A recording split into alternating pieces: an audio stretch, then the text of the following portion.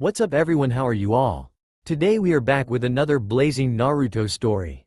What if Naruto was kidnapped by Mist Kunoichi and made their village's lover? If you enjoy, then please like, share and do comments. And also check the description to original creator of this beautiful creation. Naruto was having a terrible day so far. First, he had arrived back to the Leaf Village only to find out he was banished. Secondly, he found out that since Tsunade was not sworn in yet, she couldn't help him out in any way. Thirdly, he found out that he had to leave the village by midnight, tonight. I just can't believe this, shouted Naruto in frustration. Naruto, around the age of 15, was walking down the street in a rage, glaring at the path in front of him. He had blonde spiky hair, deep blue eyes and 3 whisker-like marks on each of his cheeks. He wore an orange jumpsuit and was about 1.5 meters in height with a small build. I do nothing but give my all for this village, and what does it do? Throw it in my face and kick me out. Guess it's a good thing I'm leaving, I might finally be able to get some respect, thought Naruto, as he arrived at his lopsided and rundown apartment complex, which only he inhabited. Naruto let himself in, closing the door behind him, before slumping down onto his frayed brown couch. Naruto sat there thinking about what he was going to do, before he heard a knock at his door.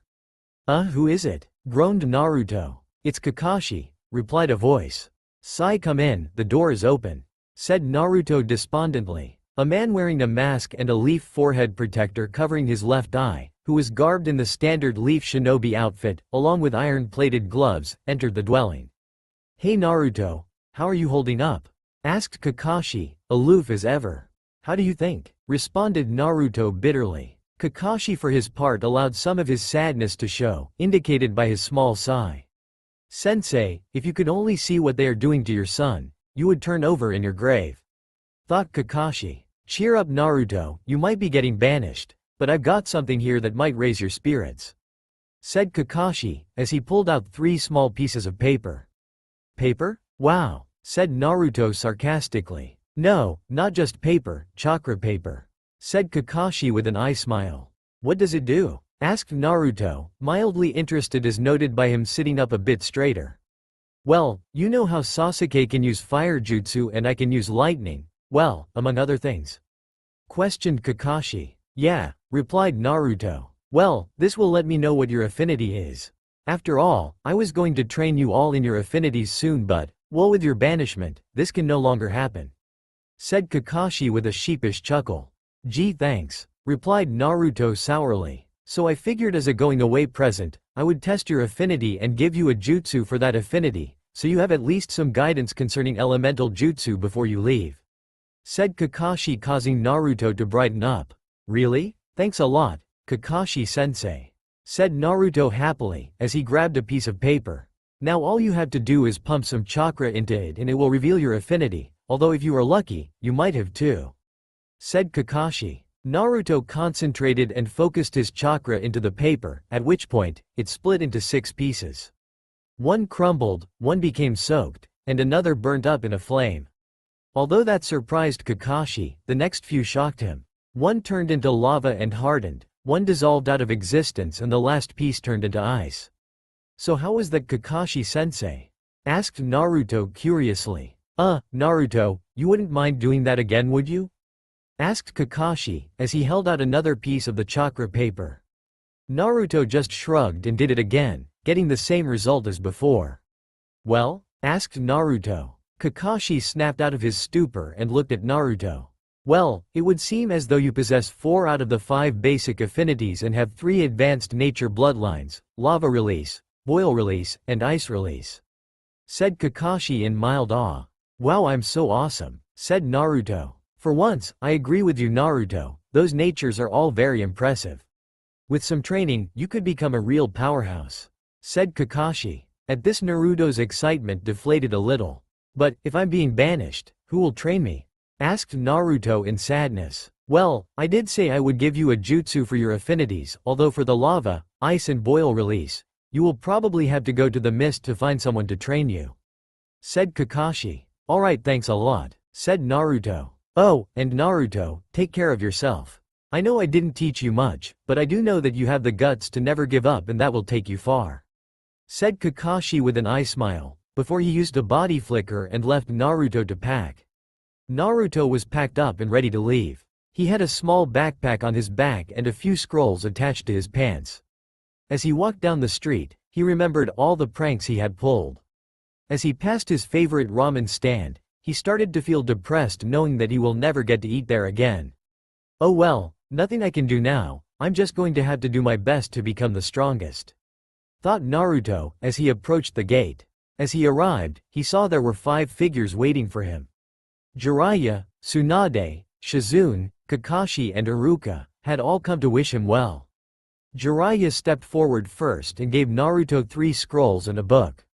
Naruto, those scrolls contain all I know about sealing techniques as well as letter from your parents and I assume, some of their skills which made them famous.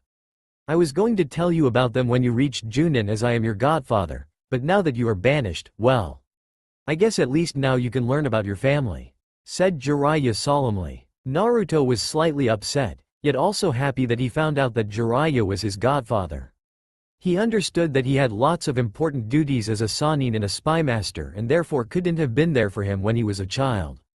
Naruto hugged him and said, "Thanks, godfather."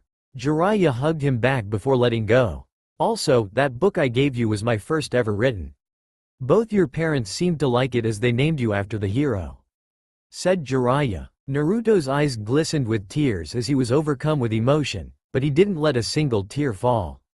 He nodded as Jiraiya stepped back, and Tsunade came forward. Tsunade knelt down to Naruto's level and gave him a deep hug.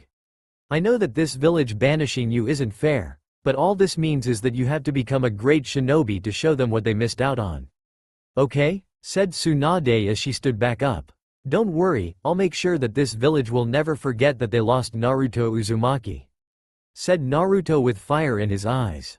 As Tsunade stepped back, Shizune came forward and hugged Naruto as well, and gave him a small medical kit. Iruka then came forward and hugged Naruto as well. Naruto, make sure you take care of yourself.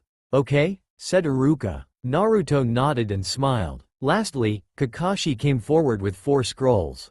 Well, I did say I would give you a jutsu for each of your affinities, but understandably, I have no lava, ice or boil jutsus. Instead, I've got a wind, fire, water and earth technique for you. Wind style. Great breakthrough. Fire style. Fireball jutsu. Water style. Water wall and earth style. Hidden mole jutsu. The first 2 are offensive and if you combine them together with your clones, will be very hard to stop. The other 2 are for defensive purposes, said Kakashi as he handed them over. Thanks Kakashi-sensei, said Naruto. Naruto put the scrolls in his backpack and with a final wave, walked towards the gate and out of the village. There goes the truest inheritor of the will of fire, said Iruka. You're right, and this village can't even see it, stupid fools, said Jiraiya, before he walked away. In an underground base. Well, Lord Danzo, when shall we make our move on the Kyuubi Jinchuriki? Asked a masked individual wearing what appeared to be the standard Anbu uniform. The only difference was the mask was plain white, with no decorations or symbols. Soon, first we must let it get a decent distance away from the leaf so as to not draw suspicion to ourselves or the Jinchuriki, said Danzo. Danzo appeared to be a frail, old man. He had black, shaggy hair, and his right eye was bandaged. Danzo also had an X-shaped scar on his chin. He wore a white shirt, with a black robe over the top of it covering his feet, to just over his right shoulder. Despite his decrepit appearance, Danzo was anything but weak, having orchestrated Naruto's expulsion from the village with ease, and it was almost time for him to strike. Naruto had trudged through almost a kilometer of grassland, before he decided to take a break. He sat down and pulled out a scroll which had the word, "Father," written on it. Naruto tried to open the scroll, but it wouldn't budge. What the hell, pervy sage? Shouted Naruto in anger, which quickly turned to a wince when he cut his hand on a low-hanging tree branch. Naruto cradled his hand as a drop of blood fell onto the scroll. Fortunately, as he was angry, he was subconsciously channeling chakra, so it opened. Guess I need to use my blood to open these scrolls, thought Naruto, as he started reading. Dear Naruto. Naruto, I am your father, Minato Namikaze, the 4th Hokage. First off, I am truly sorry for sealing the fox inside you. I can only hope the village sees you as the hero I wanted you to be seen as. However, I am also the Hokage and not entirely naive. If you were treated badly, I am sorry and only hope you don't blame the villagers. They are ignorant and fearful and unable to understand anything as complex as sealing. In fact, your mother is the only reason I became any good at sealing, but I digress. I have left you the notes for my Flying Thunder God technique and the Rasengan. I hope that Jiraiya has taught you the Rasengan by now. My ultimate goal was to merge an element with it, so now I leave that task up to you, son. Know that no matter what, I will always be proud of you. Even if you decide to turn on the leaf, I won't blame you. Although as Hokage I would be against it, as your father I would understand. Sincerely, Minato Namikaze, the 4th Hokage. Naruto was quite surprised his father was the 4th Hokage, but honestly, it made a lot of sense to Naruto, as why would a random child be trusted with such great power? He then quickly searched for the other scroll which had the word, Mother, written on it. He then bit his thumb and swiped it over the word Mother and pushed chakra into the scroll with his bloody hand, causing it to open.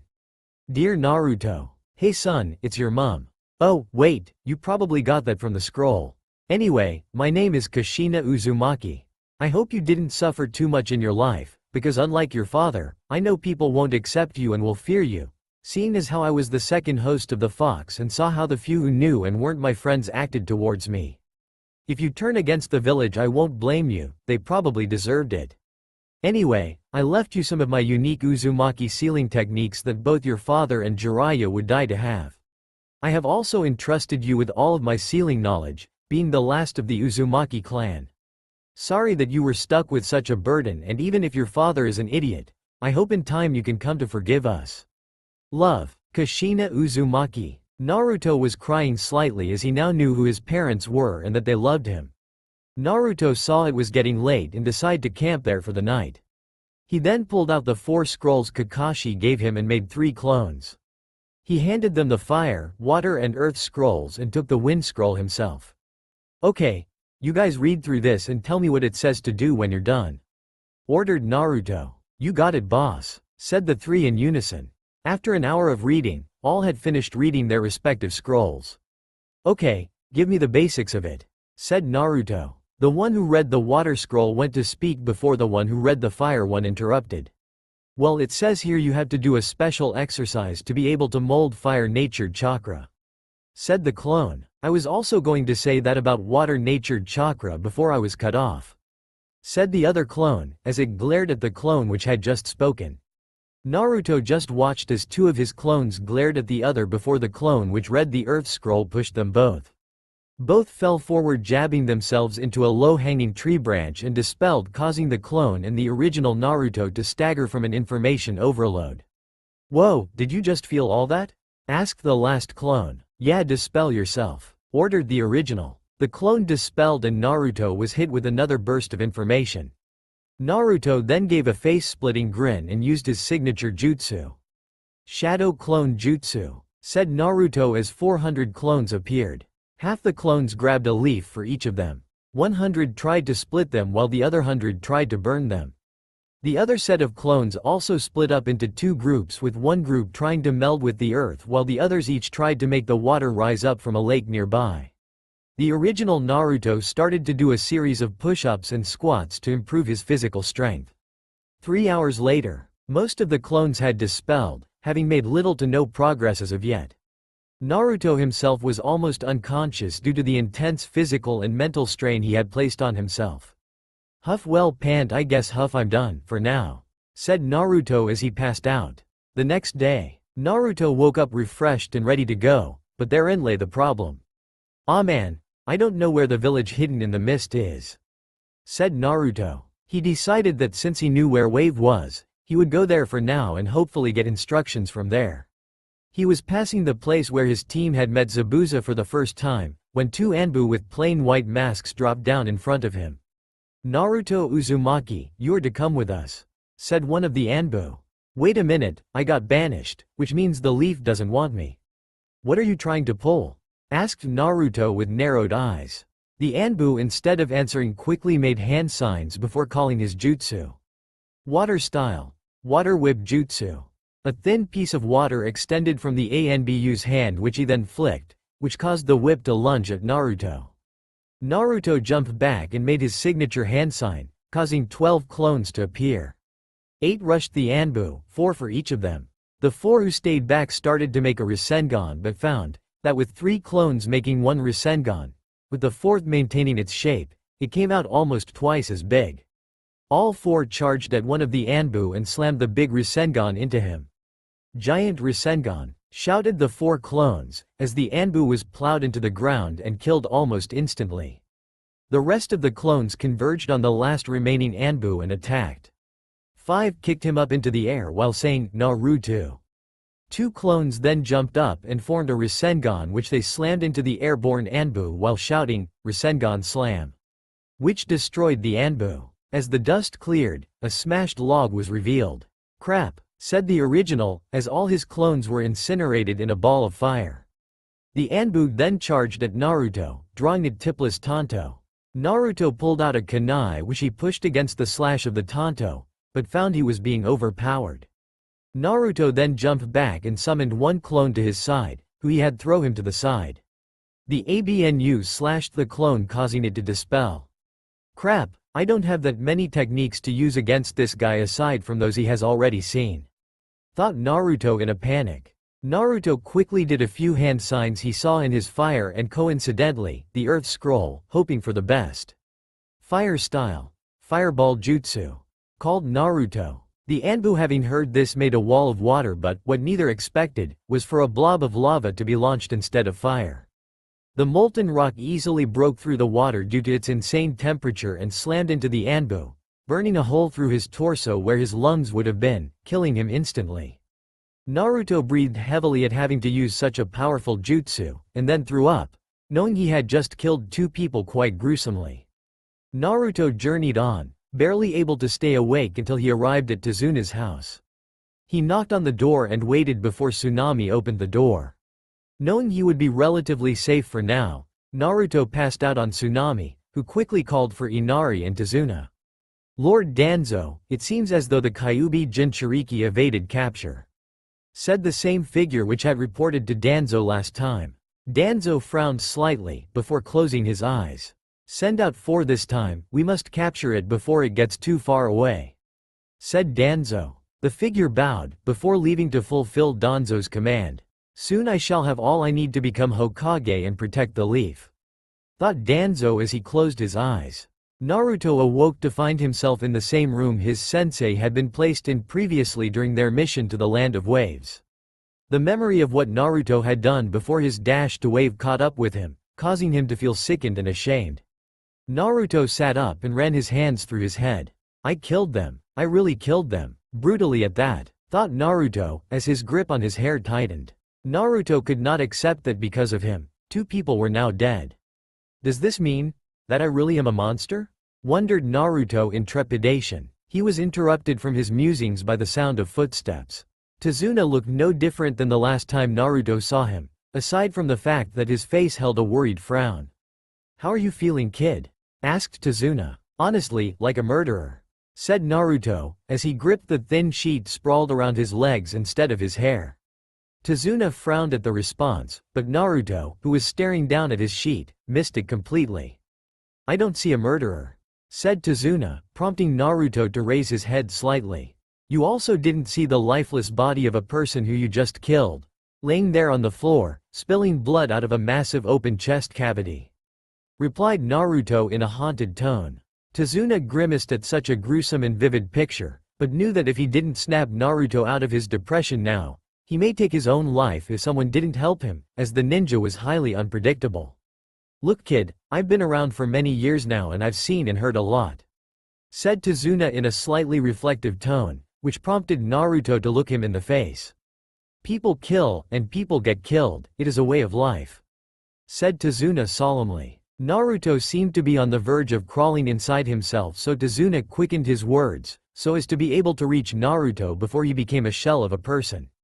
The point I'm trying to make is that these things will happen, but they don't make you any less human, said Tezuna. Naruto looked at him with a glazed look before speaking. Have you ever killed someone? Naruto asked. No, but many have. They didn't become shells of their former selves, such as your sensei, or did you forget about that? Replied Tazuna. Truthfully, Naruto had forgotten. Not just about that though, Naruto forgot one very important thing. He was a ninja. He knew ninja killed and faced the danger of being killed, but the bad memories of his past caused him to forget that piece of information. But how do I move past this? Forget about the lives I have taken? Asked Naruto, seeking guidance through Tazuna. Tazuna sighed before taking off his glasses and wiping the lenses on the scarf around his neck. He breathed in slightly before putting them back on and leveling a stern expression at Naruto. To be honest, I don't know, said Tazuna, which caused Naruto to clench the sheet again. However, I do know that you need to find a way to cope with it. While I never killed anyone, to cope with the oppression of Gato and death of my son-in-law and of my grandson's innocence, I drink, said Tazuna, somewhat upset. Naruto absorbed this piece of information, and with it came many revelations. Tsunade's drinking, Jiraiya's peeping, Kakashi and his porn, Asuma's smoking, Sasuke's obsession with revenge.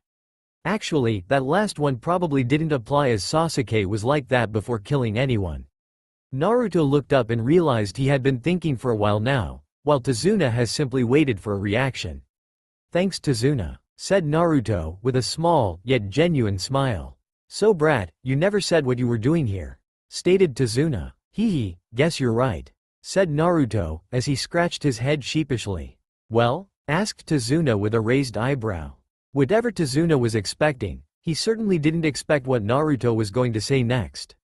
Oh, I got banished, said Naruto sadly. What? Shouted Tazuna in shock and surprise. Yeah, I was heading to the village hidden in the mist before I was attacked.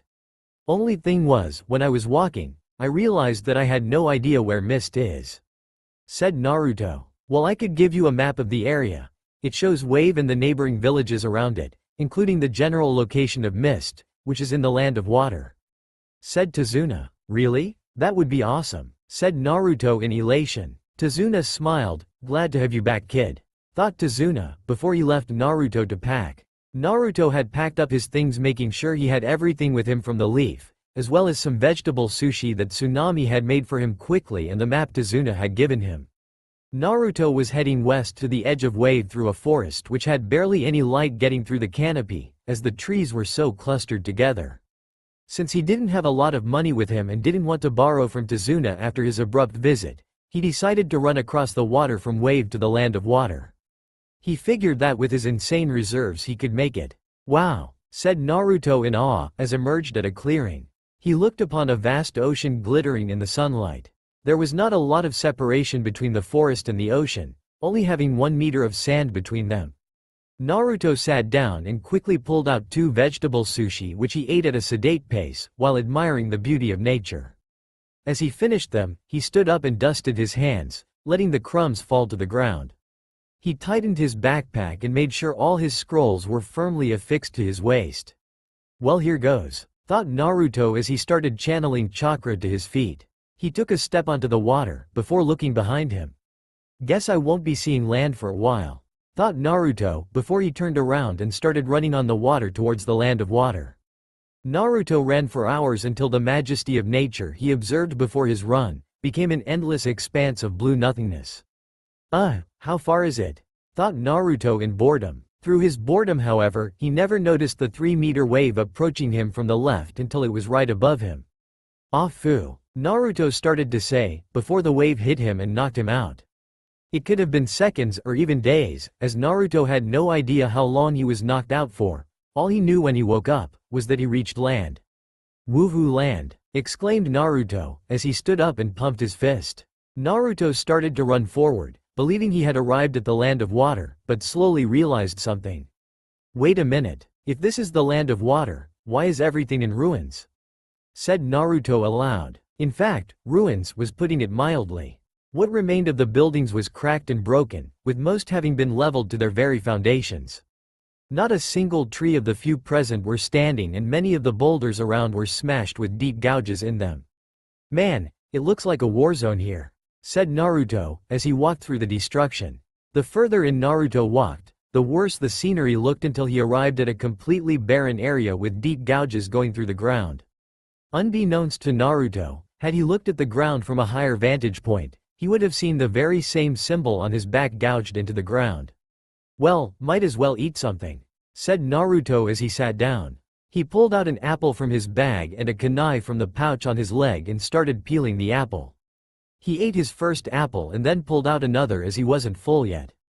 As he peeled the second apple, he accidentally cut his thumb.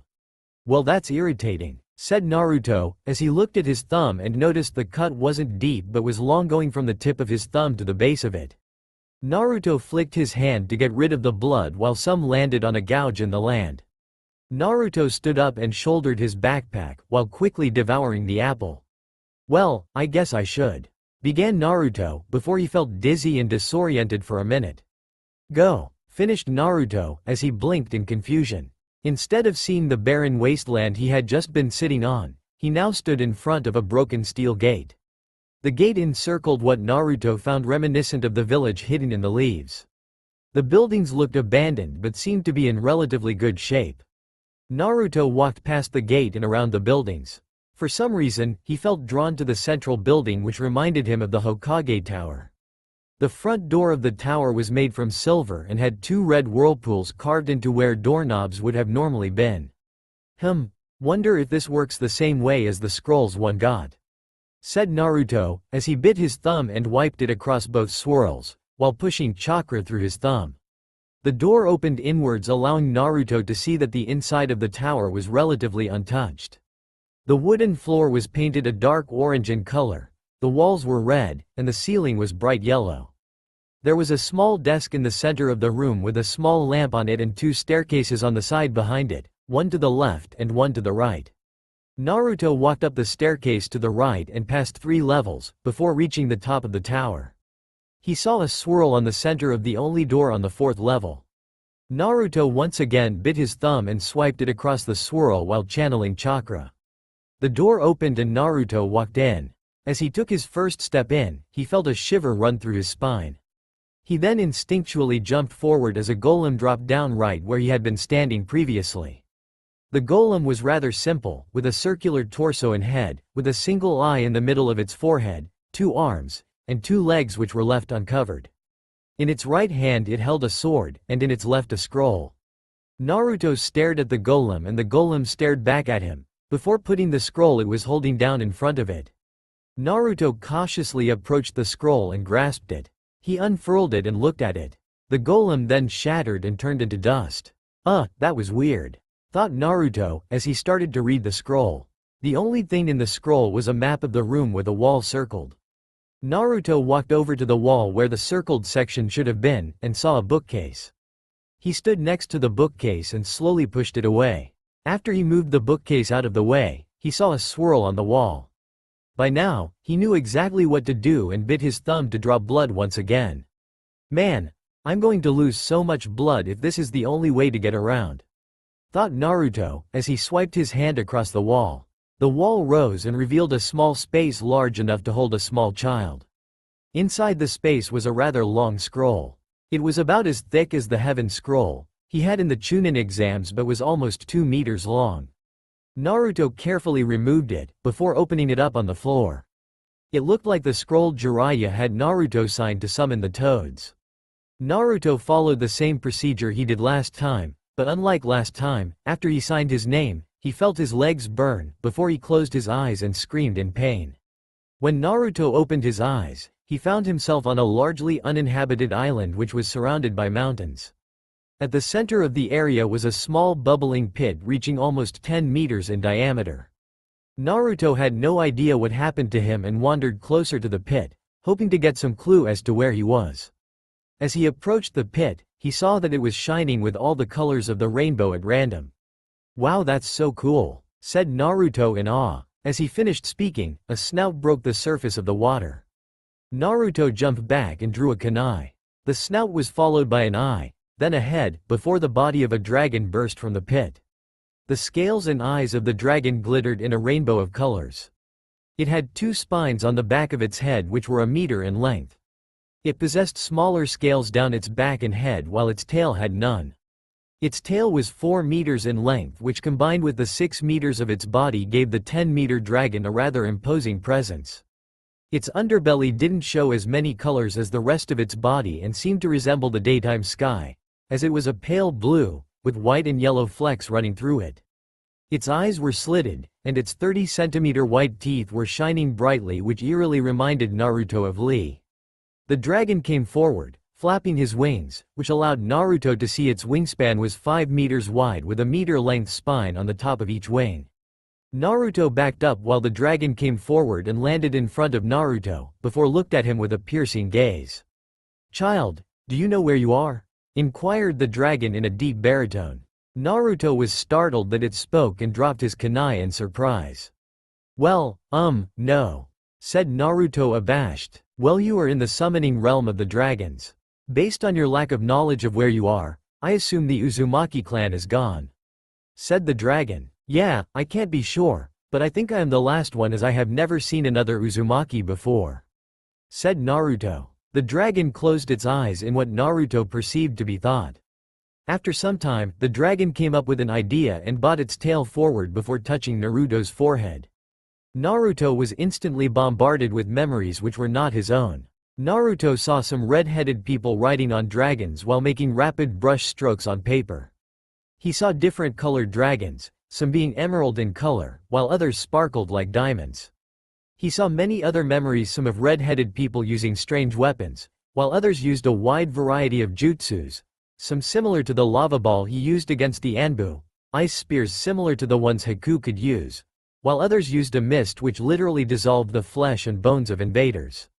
"Whoa," said Naruto, as the dragon removed his tail from Naruto's head.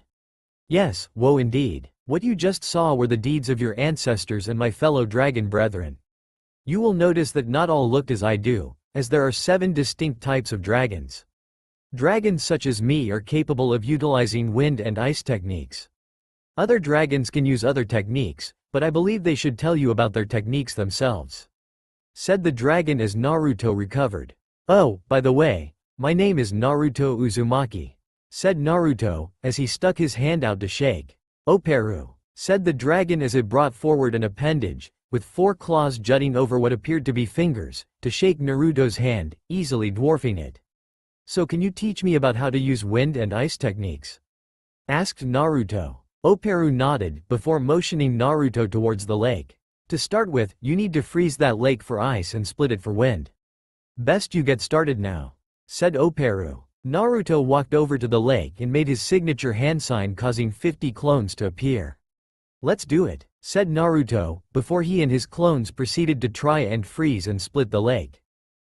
He has lots of potential," thought Operu as he watched Naruto. 3 months later, in the Leaf Village. "What do you mean you don't know where he is?" shouted Tsunade at Jiraiya, who was looking at her solemnly from his seat on the windowsill. "Exactly what it sounds like, Tsunade.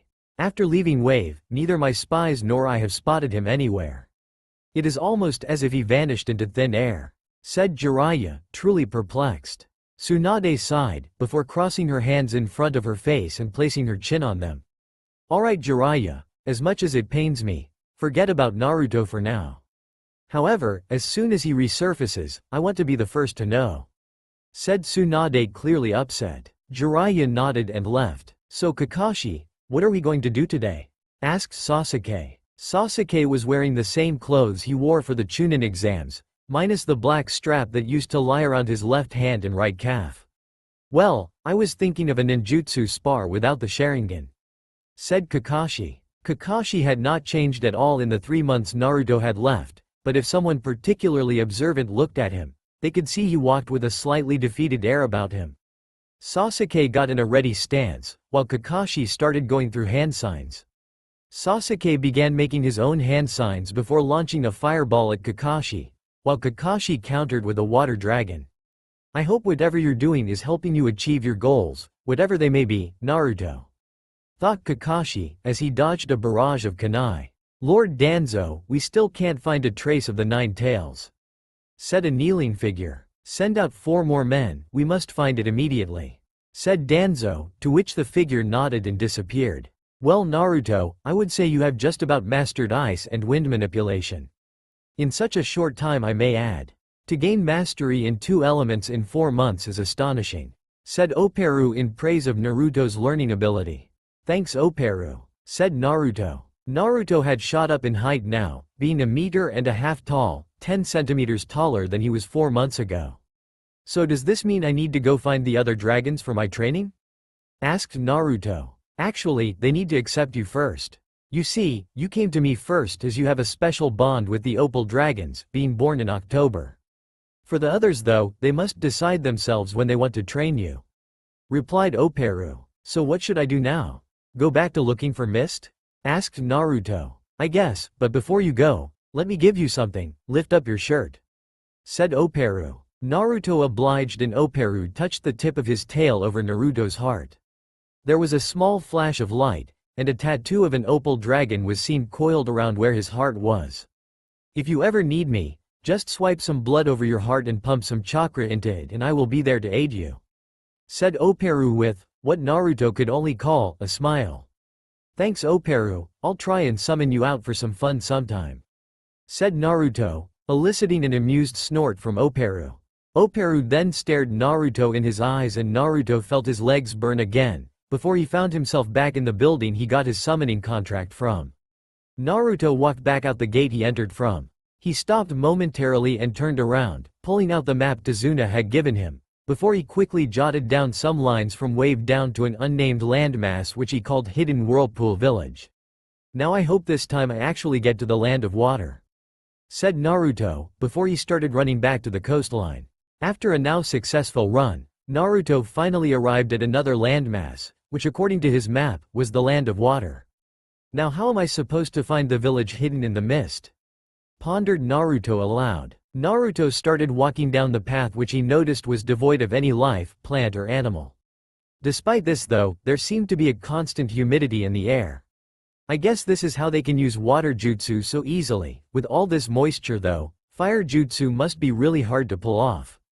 Thought Naruto. After a while, Naruto reached the end of the first island he arrived at, and water walked to the next one. This must be the main island I've been walking for hours. Thought Naruto. After walking for a little longer Naruto heard some explosions in the distance, before a stray explosive kunai landed near him, causing him to jump to the left quickly to avoid losing a limb. Okay, now I'm angry, said Naruto, as he jogged in the direction of where the kunai came from. He arrived on the scene of 2 mist ninja fighting each other. That's odd, why are mist ninja fighting each other? Thought Naruto. Die, rebel, shouted a slightly insane-looking mist ninja. His entire body excluding his face was covered in fishnet and he wore a dark blue cloak over this.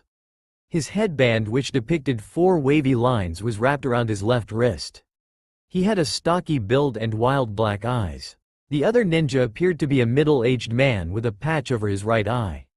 He wore a talisman in each ear with, "To hear," written on them twice on each side. He also wore a striped shirt and pants with seemingly the same pattern, with a green robe over them.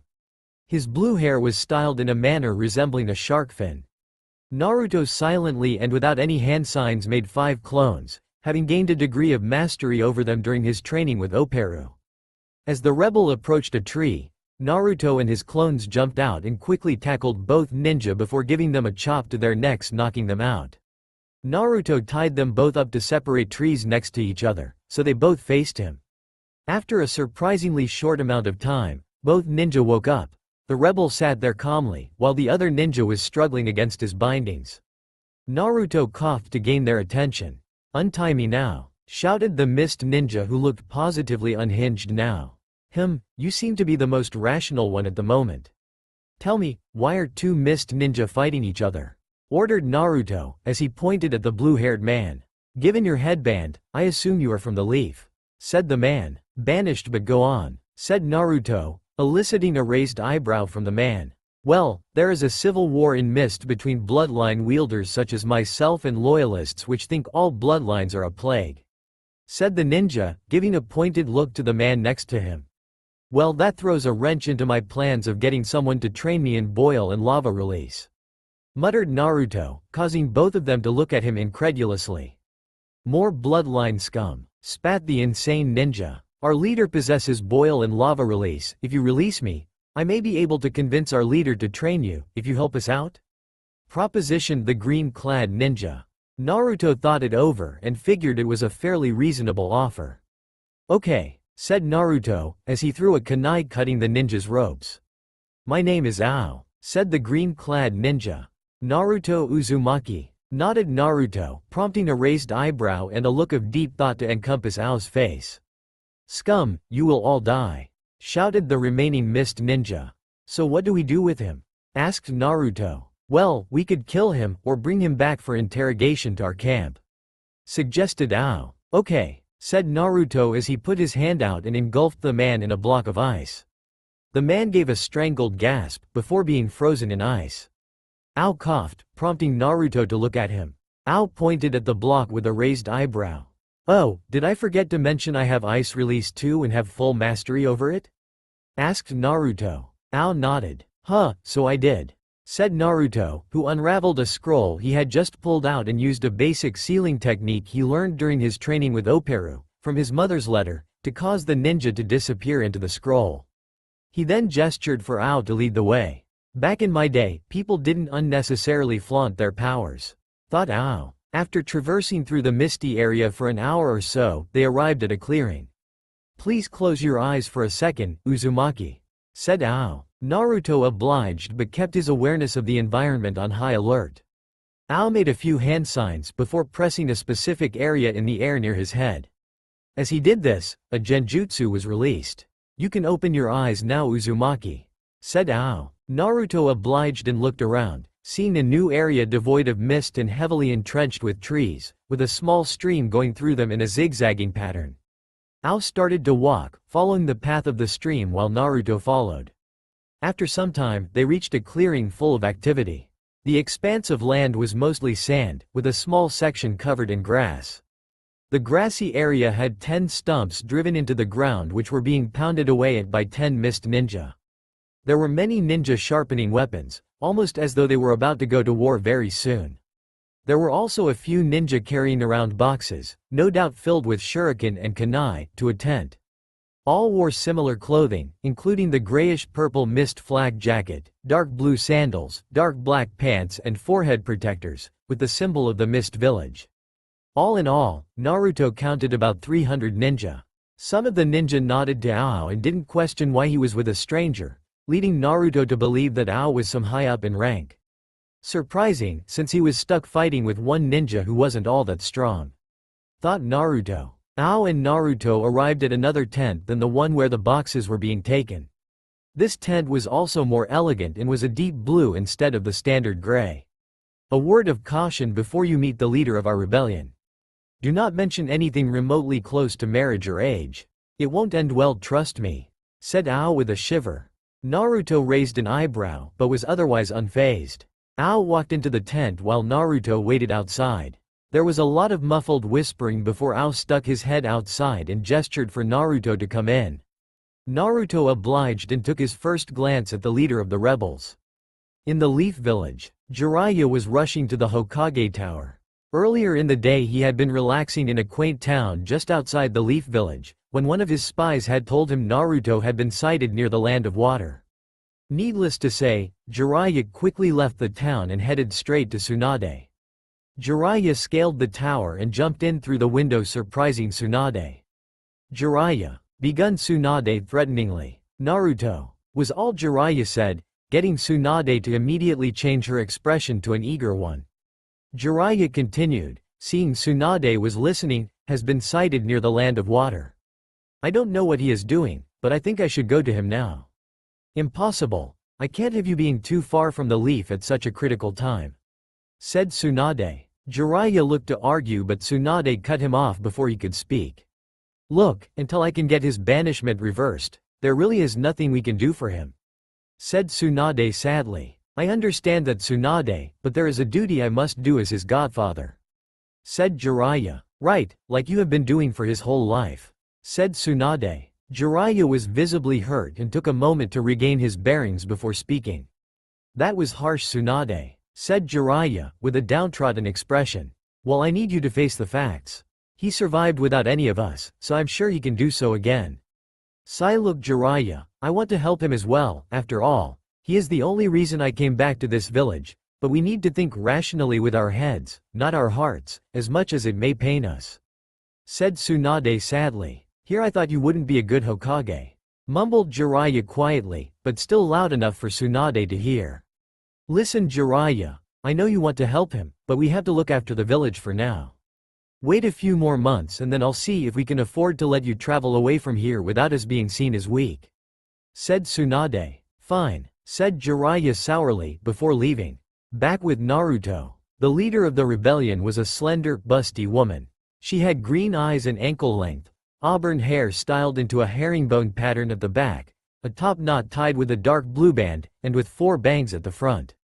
2 bangs were short, with one covering her right eye, and 2 were long, crossing each other on her bust, just below her chin. She wore a long-sleeved, dark blue dress that fell just below her knees. It seemed to be closed at the front with a zip and was kept open on the front right side from the waist down. The dress only covered up to the upper part of her arms and the underside of her s. Underneath, she wore a mesh shirt that covered more of her upper body than her dress, but stopped short of covering her shoulders and still left a sizable amount of cleavage on display. She also wore a skirt in the same color as her dress and underneath those, mesh leggings reaching down over her knees. Around her waist, she wore a belt with a pouch attached to the back on the left, along with high-heeled sandals and shin guards. Reaching up over her knees, dark blue polish on her fingers and toes, with dark blue lipstick.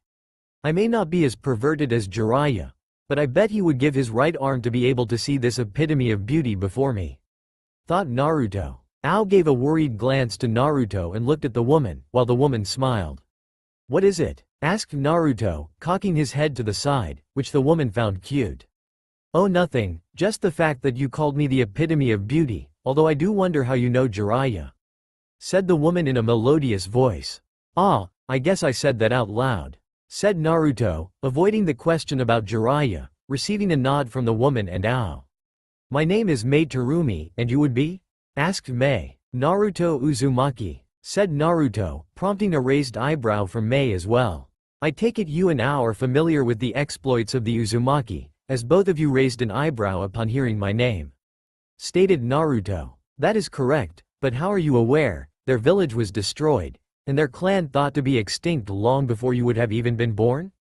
inquired Mei. "That's my secret for now," said Naruto in a slightly cold voice, causing the tension in the room to increase. "Very well, Uzumaki, you are entitled to your secrets, for now," said Mei, easing the tension. "So will you be able to train me in using boil and lava techniques?" asked Naruto, getting to why he even came to the land of water in the first place. "On one condition, you help us fight against the bloodline haters," said Mei. Naruto thought about it for a while and realized that helping out in this battle would definitely make it easier to become a mist ninja, assuming the bloodline wielders won, of course. If not, he would still get training in lava and boiled techniques. "Very well, I accept," said Naruto with a nod. "Excellent, let the training begin," said Mei, with a smile that promised pain. Naruto was breathing heavily. Mei's idea of training was to show him the attack by demonstrating it on him. It turned out that the jutsu he had used on the Anbu was lava style, lava globs. It seems that he was actually able to launch multiple lava globs, rather than just one like he had assumed. Mei used this to her advantage when they were just starting out, as Naruto dodged one before letting down his guard, thinking she would have to make hand signs again before launching another. Boy had he been wrong. "Lava style. Lava globs," said Mei, before launching 7 different sized blobs of lava at Naruto. "Damn it," said Naruto, before quickly sending chakra to his feet for a burst of speed to escape. The globs struck the ground, melting it slightly before hardening, making the ground harder than before. Naruto then tried to make the same hand signs, but Mei's were quicker and thus his blue cape, which Mei had given him to wear so he could blend in, caught on fire. Naruto quickly threw it off, leaving him in only a short-sleeved blue shirt and dark navy pants. "Earth style. Hidden mole jutsu," said Naruto, before disappearing underground. Mei smirked before making more hand signs and jumping up, before blanketing the area in lava globs. Naruto, who was hiding underground, could only think, "Ah crap." Naruto quickly shot out of the ground, only to get kicked in the face by Mei and sent flying shoulder first into the ground, tearing up the sleeve of his shirt. "Remember Naruto, no jutsu except for the one we're practicing," said Mei, with her signature smile. "Man, this sucks," thought Naruto, as he popped his shoulder back into place. *TCH**, fine. Lava style. Lava globs, said Naruto, as he launched a single ball of lava at Mei. "Not good enough," said Mei, before she made the same hand signs Naruto had made, but instead of one, launched 8 balls of lava at Naruto. "Damn it," cursed the former Leaf Ninja, as he backflipped to avoid the blobs. Upon impact with the ground, chunks of molten rock were launched into the air, forcing Naruto to use a substitution, lest he be struck. "No other jutsus," shouted Mei, before she launched 8 lava globs in a seemingly random direction. Naruto quickly spun in midair to avoid being melted by molten lava.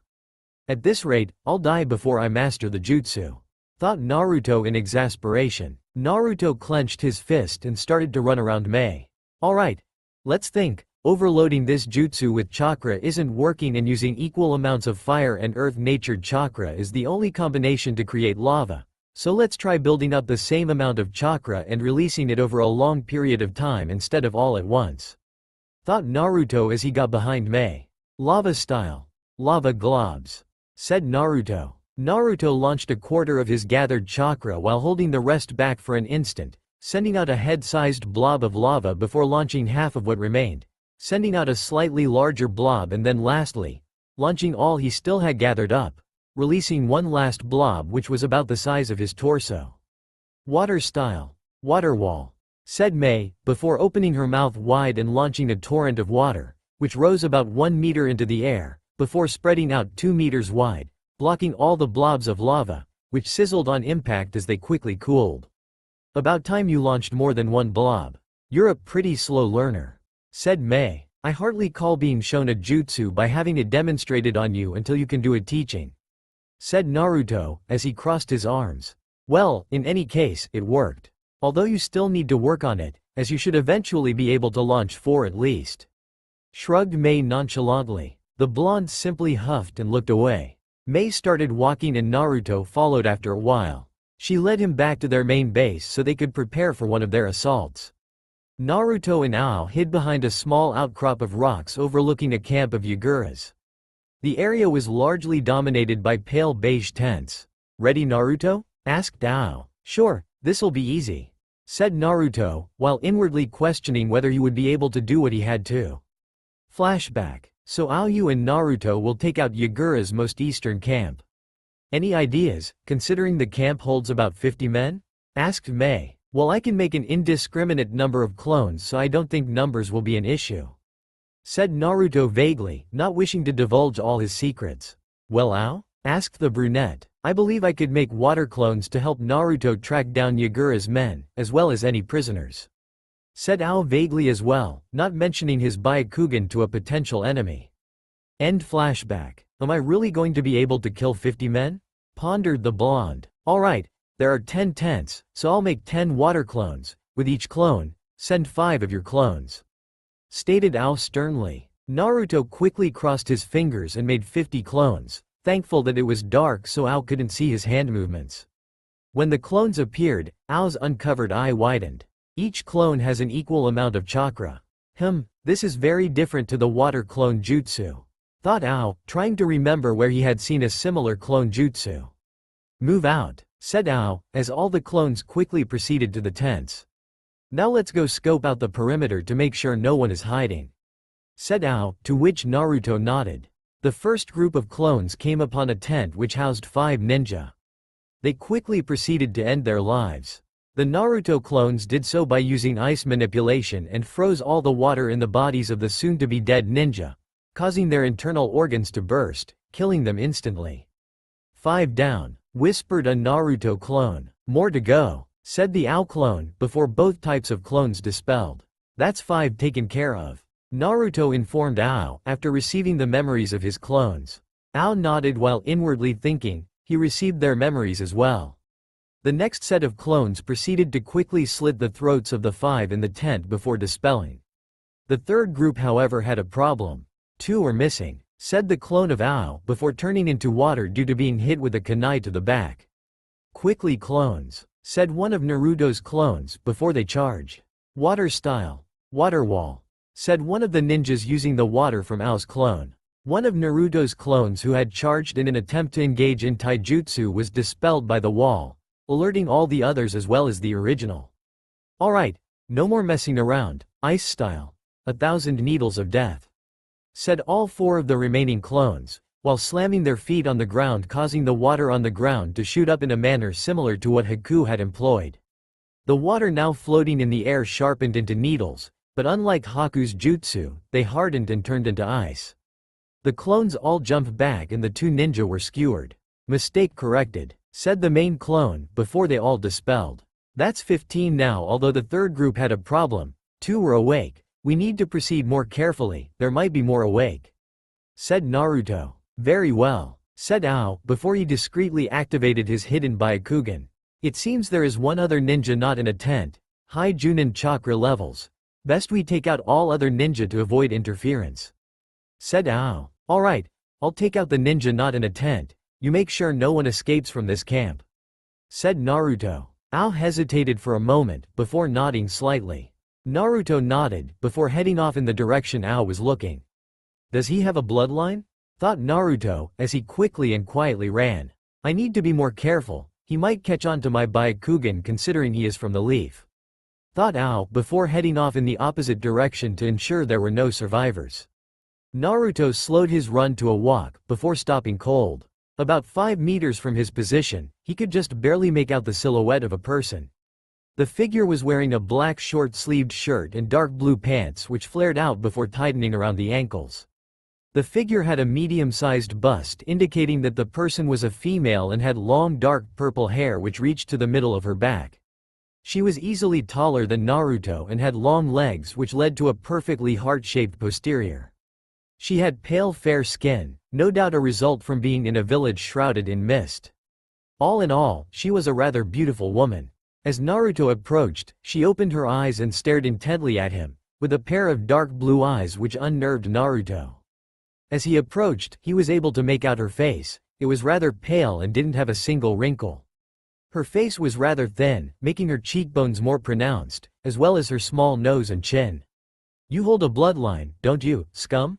She stated in a bone-chilling voice devoid of emotion. If I do? Asked Naruto with a raised eyebrow.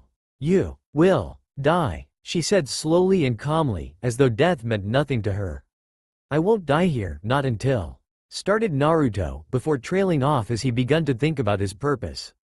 In the past, he only wanted to be Hokage, but now that goal seemed well beyond his reach. Why'd I live, for what purpose? Thought Naruto. Sure, the blonde had his friends, but unfortunately for him, he could count them all on 2 hands, not to mention the fact that almost all were in the Leaf Village, which he couldn't return to. Gaara, is this how you felt? Thought Naruto in empathy, now remembering his slightly unstable friend who killed others to feel alive. The woman sensed Naruto's distraction and charged at Naruto with a roundhouse kick, making full use of her reach. Naruto blocked and used her momentum to swing her around and launch her back in the direction she charged from. I am no longer able to protect my friends in the leaf, and I'm sure Gaara can take care of himself now that his siblings are no longer afraid of him, thought the whiskered blonde as he dodged an elbow, before retaliating with an uppercut and super kick, launching his foe backwards. My parents are long dead, and I haven't heard of any other Uzumaki anywhere, contemplated the former leaf ninja as he jumped over a front sweep, before nailing his foe with a vicious axe kick, which dislocated her shoulder. Water style. Water dragon jutsu, said the woman as a 3-meter-long dragon of water charged at Naruto, who dodged to the side, before throwing 10 kunai at his foe and quickly sinking into the ground, hidden by some of the water, which had risen up into the air when the water dragon crashed near him. Naruto crept underground, moving through the ground as though it was water, until he was directly under the ninja. Sure, I could complete the Rasengan like my father wanted me to, but why bother? What's the point? Wondered Naruto, before his hands shot out and clamped onto a set of ankles, before the person they belonged to was dragged down into the ground until only their head was visible.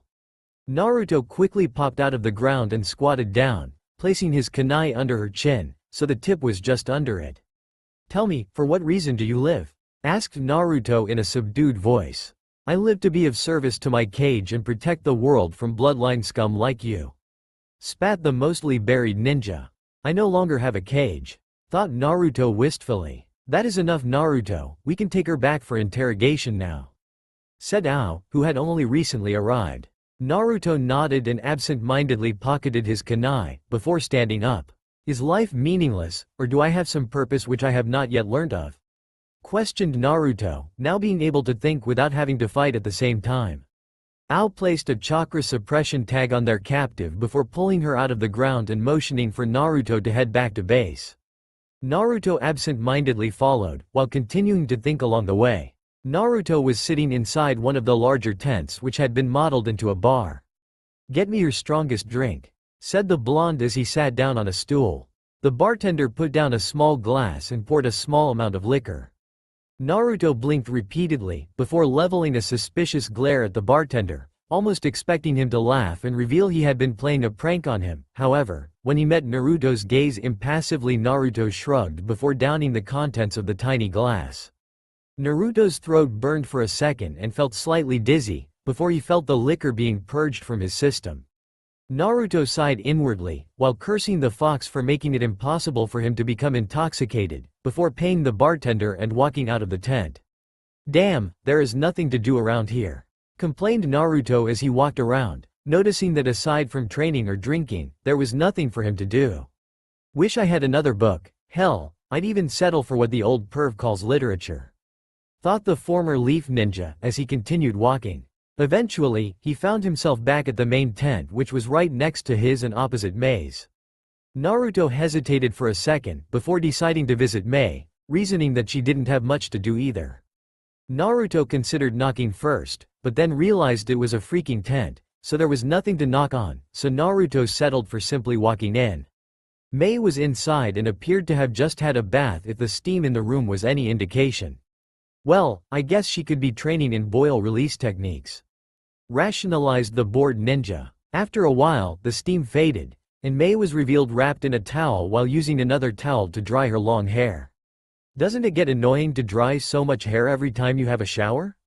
Asked Naruto tactlessly. Mei looked up suddenly, clearly not expecting any company, but after seeing it was only Naruto, resumed her previous task.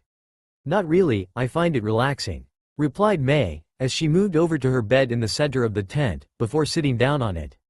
Naruto shrugged his shoulders, not really caring, while looking at Mei. You know, most men would be foaming at the mouth upon seeing me in nothing but a towel. Mei said offhandedly, hoping to get a reaction from Naruto. Humph, whatever, replied the blonde, emulating a certain brooding Uchiha. Mei frowned slightly before speaking. That is a rather different reaction given your words from the first time you met me. Were you lying then? Asked Mei with narrowed eyes. No, I meant what I said. You do epitomize beauty, in my eyes at least. Said Naruto, getting a smile from Mei. I just find it hard to care at the moment given my current dilemma. Finished the blonde ninja, drawing a frown from Mei. Oh, what dilemma would that be? Asked Mei, as she finally finished drying her hair and wrapped the towel around her head, before looking for clothes to wear. Reason, will, purpose, retorted the bored ninja vaguely. Meaning? Said Mei, as she gestured for Naruto to turn around while she changed. I no longer have a reason to live and thus have lost my will as I do not have a purpose in life. Said Naruto. Oh, why is that? Asked the brunette. I have been banished from my village, which contains almost all my friends, whom, coincidentally, can all be counted on my two hands, while those not a part of my former village really don't have any need for me at the moment. Replied the blonde. Well, that doesn't explain why you have no reason to live or purpose. Probed Mei, wanting more from the enigma behind her. I only lived to be Hokage and after some advice, to protect those precious to me as well. How can I protect those in a village which I can't enter? It would be quite difficult, wouldn't it? Replied Naruto, not really caring about withholding information anymore, due to his current state of mind. Why not find a new purpose or new precious people? Suggested the female ninja. I never found a purpose in the first place, nor precious people. Both found their way to me through the actions of others. Replied Naruto. You can turn around now. Said the now blue-clad woman. So now I find myself with nothing to do. I can't even get drunk. said Naruto, with his tone becoming slightly whiny at the end. Why is that? Asked Mei, not really curious, but merely trying to keep the conversation going. Naruto paused, having an internal debate as to whether he should reveal his Jinchuriki status. Certain events at birth have led to me being immune to alcohol, replied Naruto vaguely. Why do you want to get drunk anyway? Asked the brunette. It was just a whim. I hoped it would help pass the time until the next raid or training session, replied the blonde uncaringly. Mei's lips shrunk, becoming a thin line, while her eyes narrowed. Most would take advantage of any spare time and seek to better themselves rather than indulging in whims, commented the green-eyed beauty while inwardly frowning. I thought about it, but then figured, why? For what reason should I better myself? Quite frankly, after this civil war is over, I won't have anything to do. In fact, the only reason I came here was to gain a better understanding and hopefully, control over my bloodlines, but that's superfluous now, stated the blue-eyed blonde using one of Oparu's favorite words. Mei was rather taken aback at Naruto's complete disregard and lack of care for anything. Then why stay, why not leave? Asked Mei angrily. Well, aside from the reason I just gave you, I did say I would help you against the bloodline haters if you trained me, and you have, though your methods are questionable. So even though I have no purpose, I still have my honor and I will stick to my words and see this war through to the end.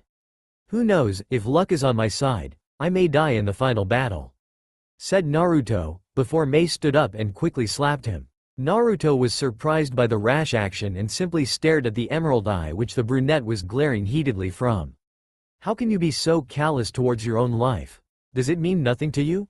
Asked Mei angrily. What is a life? To no longer have any use to anyone, to no longer have a goal, that is not a life, it is merely existence, replied the blonde with a hollow tone. Mei was quite frankly stunned and couldn't think up an opposing argument despite knowing she was very much against Naruto's view. Speechless? Tell me, what is your purpose in life? Asked Naruto. I wish to end the bloodshed in the village hidden in the mist and rebuild it, in order to reclaim its strength and prestige as one of the 5 great nations, said Mei passionately. Then what? Asked Naruto, confusing Mei. What do you mean? Asked Mei. I mean, what will you do after you achieve your goal? At most that would only take 10 years, so what then? Asked Naruto, probing Mei, hoping to find something that could help him regain a purpose in life. Mei paused and thought about her goals after ending the war, and only one thing really came to mind: to have a family. Mei thought. Naruto waited, hoping to receive an answer, and after hearing none, sighed. You see, you don't have anything to live for after mist is restored either. At least you have that though. Quite frankly, after this war, I really have nothing left to do, so what then? Become a mercenary? Why? For fame or money, why bother? Continued the blonde, while shrugging his shoulders at the end. In any case, I'll go now, since I'm sure you have better things to do, said Naruto, before he left Mei's tent for his own to sleep, leaving behind an angry and confused brunette. In the village hidden in the leaves. What? Sasuke has left the village? Shouted Tsunade, towards a despondent Sakura. Yes, Lady Hokage, he left last night. I saw, don't know why he would leave, said Sakura on the brink of tears. Damn it, Anbu, get me Shikamaru Nara immediately, ordered Tsunade, as an Anbu appeared in front of her and bowed, before vanishing. Sakura, you can go now, said Tsunade. Sakura considered protesting, but then thought better of it and gave a slight nod before leaving. Darn, without Naruto, I don't know if they're going to be able to get him back, better get some outside help, thought Tsunade, before taking out a scroll and writing a mission aid request for the village hidden in the sand. Naruto found himself in a sewer. Oh great, it's that bloody fox, thought Naruto in annoyance, as he had been enjoying his sleep. Naruto begrudgingly walked until he found himself in front of Kyuubi's cage. Oi, Fuzzy, what do you want? Shouted an irate Naruto. Mortal, how dare you speak to me like that? Shouted the fox, coming into Naruto's view. Yeah, whatever, what do you want already? Said Naruto with a bored glance, even having the audacity to clean out his left ear with his pinky in boredom. Kyuubi growled and slammed into the cage at the blatant disrespect. You want to become suicidal, then so be it, but do it after I'm no longer trapped inside you. You want a goal, a reason to live, fine. The murderer of your parents is still alive. shouted the fox, before his tone became positively mocking. Naruto's eyes widened and he looked straight at Kyuubi, whose face was akin to the cat that caught the canary. I see that piqued your interest, so here's the deal. You finish up with your stupid human war and defeat the holder of the, as you would call it, 3 tails, and I'll tell you some information about the night of your birth," said Kyuubi while staring at Naruto. Naruto nodded. "Excellent, now leave," shouted the fox, before it expelled Naruto from its domain. "Well, who would have thought the fox would hold the answer to my reason for existence?" said Naruto aloud after waking up. "I guess if there is no one for me to protect, vengeance against the person who killed my parents and made my life hell will suffice, for now," said Naruto darkly, before he stood up and walked out of his tent towards Mei's. It was still about 6 in the morning, so the camp was relatively quiet, but there were about 10 early birds such as him, who were out and about, beginning their daily routines. Along the way, Naruto couldn't help but think of an individual who shared his mentality. "Hey, never thought I would ever be able to empathize with Sasuke," thought Naruto, as he walked to Mei's tent. Upon arriving, he walked straight in and sat on the empty bed, waiting for her to show up. Mei opened her eyes after having a rather troubling night. She had stayed up for almost an hour trying to think about what could be done to fix the moody blonde. Granted, he wasn't one of their ninjas, but he was a powerful asset nonetheless. After waking up, Mei quickly got up and washed her face before heading back to her bed, only to find Naruto sitting on it. Naruto, seeing her, stood up and walked until he stood about 1 meter away from her. "I am the Jinchuriki of the Kyuubi and have complete mastery over the Shadow Clone Jutsu. Upon dispelling, the clones transfer everything they learned back to the original, including jutsu knowledge. I want you to push me to my limit and teach me as much as you can as fast as you can," said Naruto in a demanding tone. Mei was taken aback at this new knowledge and slightly irked at the fact that he was demanding something from her. A moment later, however, Mei gave her sickly sweet smile before saying, "Very well, let the pain begin." As Mei had promised, Naruto's training, if it could be called that, pushed him to the physical limits of pain and broke through them. Since Mei was aware of the healing abilities of Jinchuriki through her few battles with Yagura, she was now a pain-inflicting machine, and quite possibly a sadist. Knowing that Naruto's skin would heal, she started to train him in utilizing his boil release, which unfortunately for Naruto, meant he had to build up a resistance to its acidic properties, which involved him being immersed in an acidic mist. The problem with this though was that it resulted in his skin peeling off quite frequently. Granted, it couldn't compare to having a demon's chakra melt off your skin, but Naruto didn't know that yet. Naruto though seemed to be a mix of a masochist and a rock, as all the pain he felt only made him smile slightly, with the singular thought of revenge driving him to endure everything.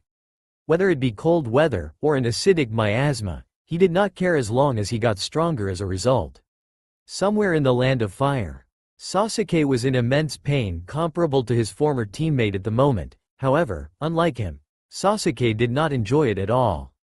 Having taken a special pill from a group which called themselves the Sound 4, Sasuke's world erupted in agony, with a searing pain burning through his neck from his cursed seal, while his lungs and heart seemed to be constricting and shrinking, causing his pain to double tenfold. He was vaguely aware of one of them mentioning something about acting quick before losing him, but at that moment, Sasuke's brain erupted in agony, feeling as though a sword was being driven straight through his forehead.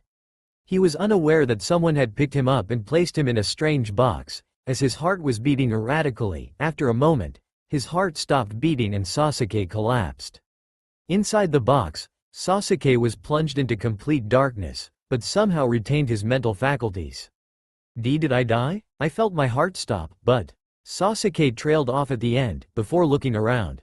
A bright spot in the darkness grabbed his attention, but it soon started to fade. Sasuke quickly ran to it, unsure of what was happening, but knew that he needed to follow the light. The light blinded him momentarily, before he found himself being held in the arms of his mother. After a quick glance, he saw that he was a baby again. He noticed his mother talking to a red-haired woman, before the scene changed again in a flash of light. Now he was watching Itachi as a young child sparring with a blonde-haired man in the arms of his mother. Even now, Sasuke could tell the man was going easy on Itachi, but Itachi wasn't making it easy for him. The scene changed again, revealing Sasuke in Itachi's arms, with an eerie silence around them.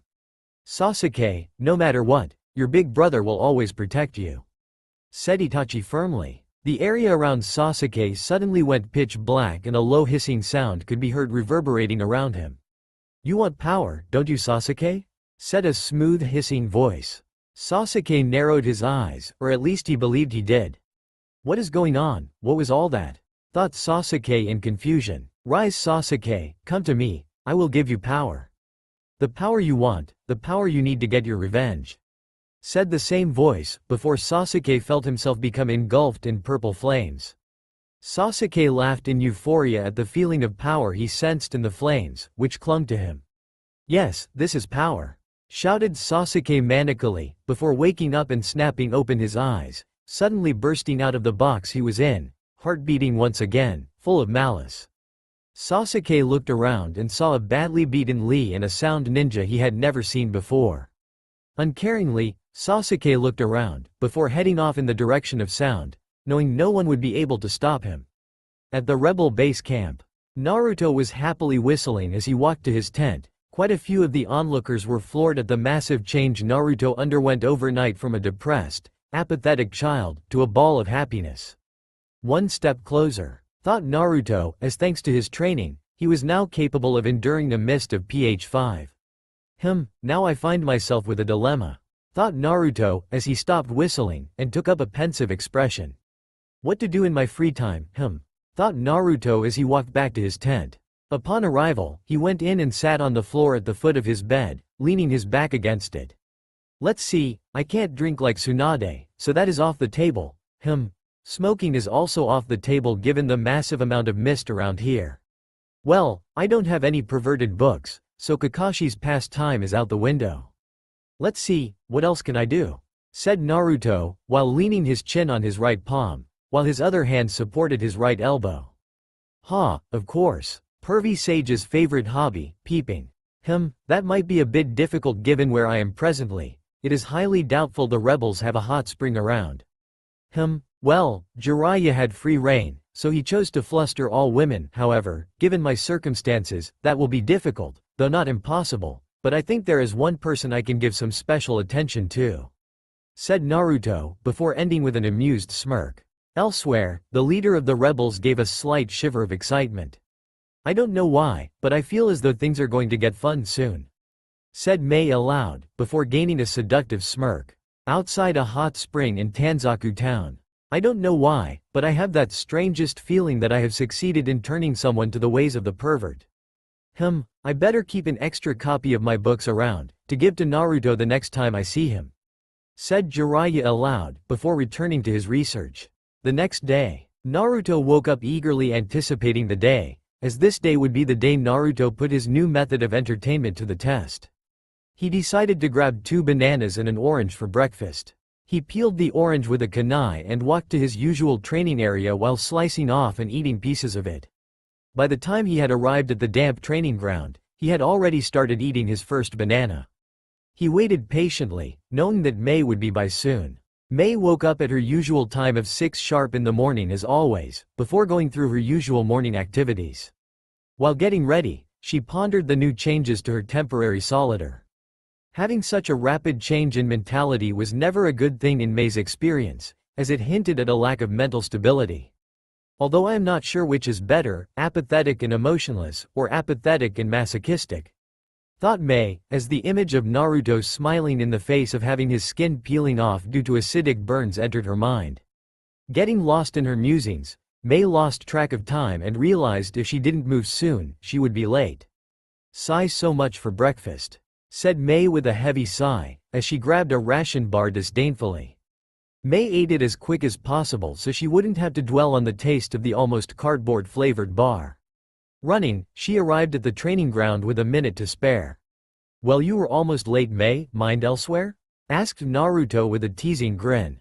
Well, he changed again, thought Mei in confusion. Sorry about that, but I still made it on time, said Mei with her characteristic smile. True, you did. Here, catch, said Naruto, as he threw something at Mei, which she quickly caught before looking at it. A banana? Questioned Mei in curiosity. I figured you might be hungry, said Naruto with a slight smirk, as he said hungry. Now Mei wasn't a fool. In her 20-so years of life she had become a person who was quite adept at reading people's motives.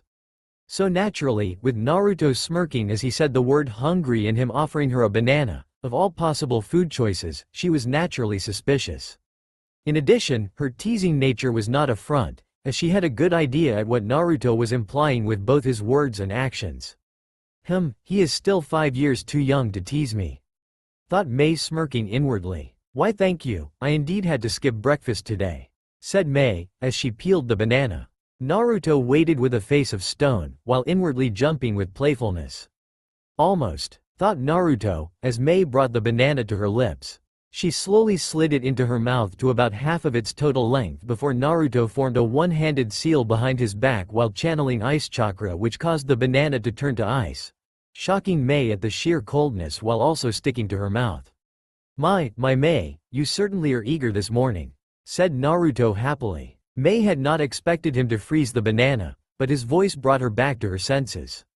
She started pulling boil-release chakra in her mouth, before releasing it around the banana, causing it to literally dissolve right before Naruto's eyes.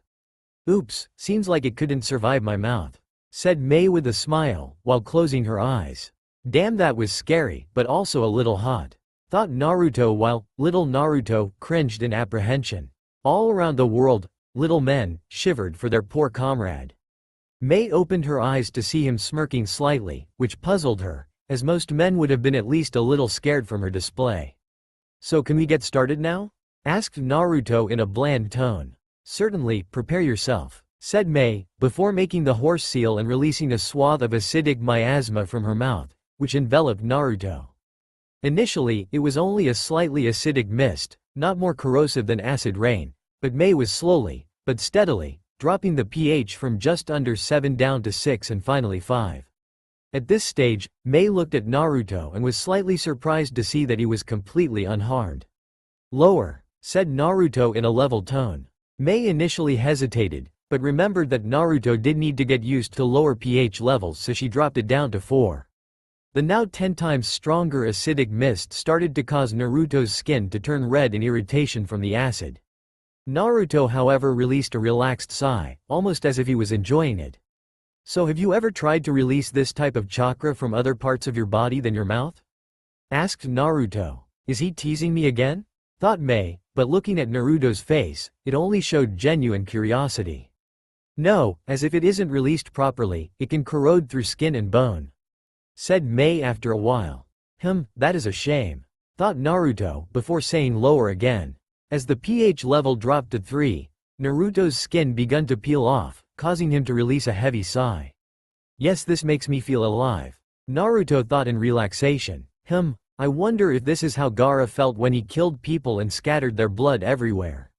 I guess I'll have to ask him sometime, thought the morbid fox carrier. After a while, the green-eyed beauty dissipated the acidic mist, much to the Uzumaki's disappointment. That should be enough for today. At this rate, you will completely unaffected by the strongest possible acidic mist which can be produced, possibly within the next 3 days, said Mei in a thoughtful tone. That is really good, I can't wait. But thank goodness for resistance seals, or I would keep ruining all my clothes at this rate, said Naruto in a slightly happy tone. So it seems he can be happy, but only related to training matters. Well, there was also his attempts to tease as well, I guess, thought Mei, before getting an idea and giving a devilish smirk. So how about a spar? After all, I have yet to test the full extent of your abilities, and as a leader, I have to know the strength of my troops, suggested Mei in a casual manner. Sure, why not? Any restrictions? Asked Naruto, dropping into a bizarre stance with both his arms down, sticking out at the ground at a 45-degree angles, with his hands open into claws and facing back, with his left leg in front of his right, a little less than shoulder width apart, with both legs bent at the knees, with his right foot flat on the ground, while his left was propped up on the ball of his foot. Mei was flabbergasted at such a strange stance, but quickly recovered. No weapons, but everything else goes, said Mei. Naruto nodded and waited for Mei to take a stance. Well, what are you waiting for? Asked Mei. Aren't you going to take a stance? Asked Naruto in confusion, while still keeping his guard up. I already have, said Mei before melting into lava. Ah crap, thought Naruto, before a reverse roundhouse hit the back of his head, sending him to the ground. Oh my, don't tell me that is it? Taunted Mei with a smirk. Naruto spat out a bit of blood, having bitten his cheek from the surprise kick. Fine, you asked for this, said Naruto, as he got back into his stance. Chakra crawled along his arms before forming a set of claws on his hands, made out of glowing blue chakra, with a slightly reddish tint. Naruto burst forward in a rush of speed and threw a clawed uppercut at Mei's face, which she avoided by back-flipping. She turned to face Naruto in midair, before shooting a massive glob of lava at him. Naruto quickly made a tiger hand sign, followed by dog, before a large wall of ice rose up, blocking the lava. Naruto quickly sunk underground and ran towards Mei, while making a clone appear behind him. The clone jumped out of the ground behind Mei, while Naruto stayed and waited. Mei made a few quick hand signs and shot 3 water bullets at the clone, dispelling it, before slamming her hands on the ground, causing the earth to split, revealing Naruto. Nice try, but did you forget I've already stopped you when you tried this before? Said Mei with a smile. Well, have you seen this before? Asked Naruto, before turning away and launching wind style. Great breakthrough, which propelled him at Mei, while the chakra on his hands was replaced with wind-natured chakra. 2 quick claw thrusts in Mei's right sleeve, and clothing around the right side of her stomach was torn to shreds, with Mei barely dodging in time as blood dripped down her right forearm. Mei was angry, not for the reason of some Kunoichi, as her clothing had been damaged. No, Mei was not a person who cared for such trivial and pointless things. She was angry because not only had she been caught off guard by such a simple trick, but by someone who was a genin, while she was supposedly a cage-level ninja. Mei's pride would not allow this. Mei made the horse seal and dropped her mist down to a pH of 1, before releasing it around the area, trapping Naruto within the 10-meter area not taken up by an acidic mist.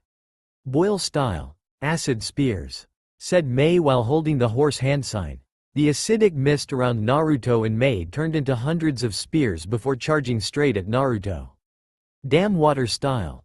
Multi-water wall jutsu, said Naruto hurriedly, before 4 walls of water sprung up around him, shielding him from the spears, while he formed an ice mirror which he walked into, which spat him out 20 meters away, but unfortunately, 3 meters in the sky. Thanks for the save, Haku, mumbled Naruto, before needing a large amount of fire-natured chakra in his lungs. As the mist created from the clashing of the water walls and acid spears cleared, Naruto was nowhere to be seen. I really hope I didn't kill him, thought Mei in worry. Fire style. Fireball jutsu, shouted Naruto 5 meters away in the air behind Mei, launching a fireball 5 times bigger than the average one. Mei inwardly breathed a sigh of relief, before going through a large amount of hand signs at blurring speeds. Water style. Water dragon jutsu, said Mei, before the mist around her formed into a massive 5-meter-long dragon. Operu is twice as big, mumbled Naruto in thought, before creating a clone in midair, which began to help him form a Rasengan, before throwing him straight at the ground, while he was obscured by the clashing of the 2 jutsu. The Uzumaki pulled the arm with the Rasengan back while outstretching his other to ensure he passed into the earth instead of having the Rasengan explode in his face. As the 2 attacks dissipated, Mei looked around and noticed Naruto wasn't around, before cursing and trying to jump away, before finding out a clone was holding her legs in place. The original Naruto burst from the ground with a loud scream of Rasengan and crushed the ball of condensed chakra into Mei's stomach, grinding against her clothing and stomach, before the clone released her legs and she was sent flying away into a tree a few meters behind her. Mei was not prepared for the impact and hit the back of her head against the tree, knocking her out.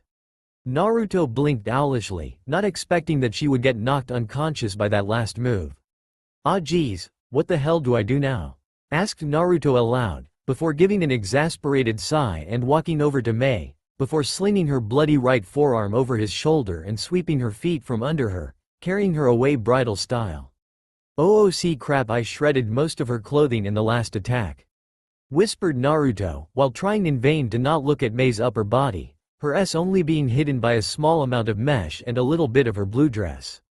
Crap, crap, crap. I have to get her back to her tent before someone sees this, thought Naruto in worry, with a slight blush on his face. Naruto quickly hopped away in the direction of the main camp, while stopping and hiding whenever someone was nearby. Luckily, they had been training for longer than usual thanks to the spar, and it was now almost 8 in the afternoon, so not too many people were out and about, thus allowing Naruto to get Mei back to her tent safely. He set her down on her bed and was just about to leave, when the small amount of clothing hiding Mei's S from the world split, revealing them for all to see. Her dark pink S glistening with sweat from their training while her large S bounced. Naruto stood there in shock for 5 seconds before realizing exactly what he was looking at, before he developed a small blush, before a large blush quickly replaced it and he was sent flying back with a bloody nose and a stupid grin. Mei then chuckled and got up from the bed, having been feigning unconsciousness for the past 2 minutes after waking up and finding herself in Naruto's arms, waiting patiently for the perfect moment to, accidentally, tear what remained of her clothing on her upper body. Mei walked over to him and patted his face condescendingly. "As I said, you are still too young to tease me," Mei said, before noticing a small bulge in his pants. "But I guess I'll just have to wait a bit longer until you are a challenge for me," said Mei with a slight giggle, before giving him a kiss on the cheek on his whisker marks, causing him to release a small purr. "How cute," thought Mei, before walking off to get a new mesh shirt and change her now tattered dress. Although that was quite a surprise, thought Mei, as she stripped while going over their spar. He shows a good amount of mental flexibility, being able to come up with many plans in the heat of battle, even being able to surprise me twice. I highly doubt he is genin rank, and he must have surely been scorned and his potential limited by the leaf. The green-eyed brunette continued in thought, while putting on her new mesh shirt before slipping on her blue dress. "Oh well, their loss is our gain," thought Mei, before draping Naruto's left arm over her shoulder and using a body flicker to get him back to his tent.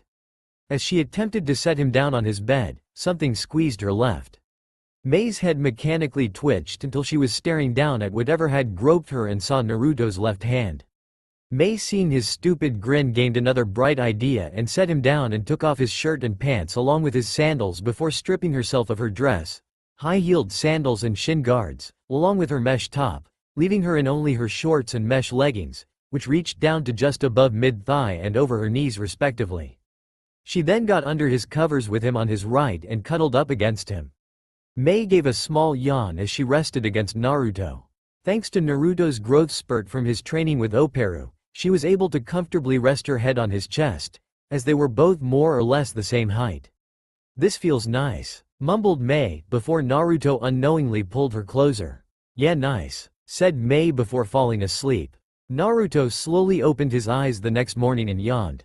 He went to stretch his arms, but found his right arm was pinned down by something. "Alright, remain calm, what was the last thing that happened yesterday?" thought Naruto, before remembering he had passed out from a nosebleed. "Darn, didn't think I was a pervert, although I guess between Iruka, closet pervert Ebisu, porn-reading Kakashi and the old man, as well as the self-proclaimed super pervert Jiraiya, writer of said porn and master peeper, I was doomed to become a pervert," mumbled a disgruntled Naruto. "Wait a minute, that still doesn't explain what is pinning my right arm down," thought Naruto, before slowly turning his head to the side and seeing Mei there, curled up against his chest, sleeping peacefully. While on the outside Naruto had a face of stone, internally, what the hell is going on? He was very surprised. Mei moved a little in her sleep and Naruto felt something amazingly soft along his bare chest. Wait a minute, bare chest? Thought Naruto in apprehension, before lifting up the cover a little and seeing that he was topless, but on top of that, Mei is topless in my bed. Thought a greatly surprised and slightly worried Naruto. Okay, now is the big moment. Check you are still wearing pants, thought Naruto calmly. He slowly reached down and felt his 2 legs. Okay, no pants, but I still have underwear. Why did I just feel a third leg? Thought Naruto, having brushed a smooth leg on his way back up. Is she naked? Thought Naruto in confusion instead of apprehension, now that the initial shock of waking up with Mei next to him had worn off. Naruto raised the covers once again and received a view of Mei's hourglass figure and thankfully, shorts and mesh pants. Oh man, phew, I do not want to be a dad at the age of 15. But wow, she is absolutely perfect, thought Naruto in awe, going over Mei's figure in his mind. Now this brings up the more pressing matter, why is she in my bed almost naked? Naruto pondered. Naruto's musings stopped when he felt his right leg and hand become enveloped by a pair of warm mesh-covered thighs. "Ah, screw it, who cares, I am going to savor this," thought Naruto, before wrapping Mei's body closer to him and going back to sleep. Once Naruto had fallen asleep, Mei opened up her left eye and looked at Naruto in surprise. "Well, he certainly got comfortable fast," thought Mei in amusement, before hugging onto Naruto again and following his example, before going back to sleep for another hour or so, since it was only 5 in the morning. After that day, Mei tried her best to have as much contact with Naruto as possible without arousing suspicion from any other parties, doing things such as sneaking up on him and pressing her on his back, or, accidentally, falling on Naruto during spars or free time. Naruto enjoyed the contact, but was a little confused about the rapid change in Mei. From some reason, Jiraiya suddenly cried in anguish at the feeling of someone being oblivious to a hot woman's advances. 2 weeks after the incident of Naruto knocking out Mei in their spar and somehow waking up with her the next day, another attack was planned on one of Yagura's main bases. The rebels' main base was in the south, so they planned to attack Yagura's stronghold to the south, as it would give them access to the village itself. Yagura in total only had a total of 18 bases, 4 in the classical north, east, west and south directions 5 kilometers away from the village itself, 4 more bases in the intersection of a diagonal path with any 2 of the 4 bases 3 kilometers away from each base, each forming an isosceles triangle, and lastly, a ring made up of the other 10 bases, surrounding these bases, and forming a circle with a radius of 10 kilometers. In total, the rebels had taken out 8 of these bases, 2 on the eastern part of the ring, 1 on the western part of the circle, and the remaining 5 from the south, southeastern and southwestern part of the ring, as well as the 2 bases which formed the isosceles triangles with the main south base. Thus, the southern side now only had 1 base left between the rebels' main camp and the village, in which Yagura resided. "This is rather risky, Lady Mei. We only have a couple hundred or so troops with us, while Yagura has at least a few thousand. Furthermore, he may be onto us, given a majority of our attacks have been in the south," stated Ao. Mei nodded, deep in thought, thinking about how to go about this. "True, you do make a good point, Ao. We really are being stretched thin. However, we have been successful so far and I do believe we can be so again, but at what cost?" said Mei rhetorically. "Well, I just might have an idea, although it is quite risky," chimed in Naruto, who had been sitting off to the side, on a table, while Mei, Ao, and a few other high-ranking Junin were discussing their plan of action. "Oh, do tell," said one of the Junin apathetically. One of the Junin next to the one who had just spoken nudged him sharply with his elbow before speaking. "Hey, you know it was only thanks to him that we were able to take the western base without any casualties on our part. Well, that aside, I do have an idea, which very well may end this war within the month," said Naruto, drawing incredulous stares from all in the tent. "Ridiculous. This war has been going on for 5 years and it has taken that long just to get this far, ending the war in a month. Preposterous," shouted Amayuri Ringo, one of the few remaining members of the 7 ninja swordsmen of the mist, before coughing a bit. "Believe me, it by no means will be easy, rather, it will be the most difficult battle of your life. However, given our numbers and Yagura's forces' recent movements, it is the best course of action to bring about a decisive finish," said Naruto firmly. "What is this plan of yours?" asked Ao, staring at Naruto intensely. "I will lead a small contingent of troops around Yagura's bases until we arrive near his northern bases. We will take the base and allow a few survivors to report back that the leader of the alliance and the last remnants of the 7 ninja swordsmen of the mist attacked," said Naruto, before he was cut off by incredulous shouting. "Lady Mei, surely you can't be thinking of going along with this, it is a death trap," stated the same Junin who had spoken apathetically before. "That is enough, Hiroshi, I thank you for your concern, but I haven't even agreed to the plan yet," said Mei, with her trademark smile, causing Ao to back off unconsciously. "In any case, I never said Mei herself would carry out the attack, did I?" questioned Naruto rhetorically. "Huh?" replied back Hiroshi unintelligently. Naruto sighed before quickly making the signs for a transformation jutsu. Once the smoke had cleared, an exact replica of Mei was staring at them. "A transformation won't fool anyone for long," criticized Ao. "Ao, shut up or I'll kill you," said Naruto, once again causing Ao to take a step back. You see, my transformation technique is special. I can only attribute it to having a being known for its transformation and shape-shifting ability inside me.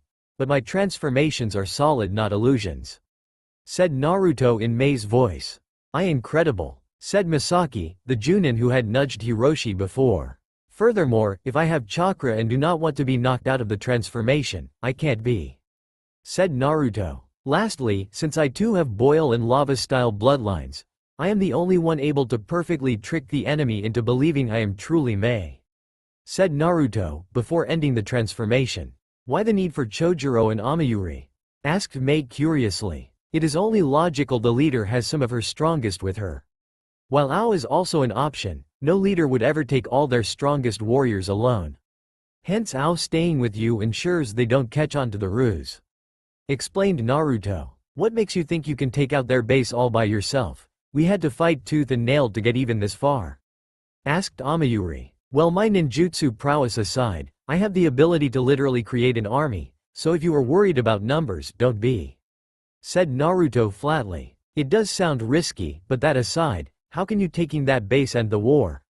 asked Misaki. "Simple, we do not have numbers on our side, as despite the fact that I could produce hundreds of clones, they have thousands of ninja, not to mention the one-hit dispersion side effect of shadow clones. Although there has been a simple plan which has worked numerous times in the past," said Naruto while pausing. "Which is?" asked Ao. "Oh, but a pincer, of course. Countless massive forces have been taken out by much smaller ones thanks to a pincer.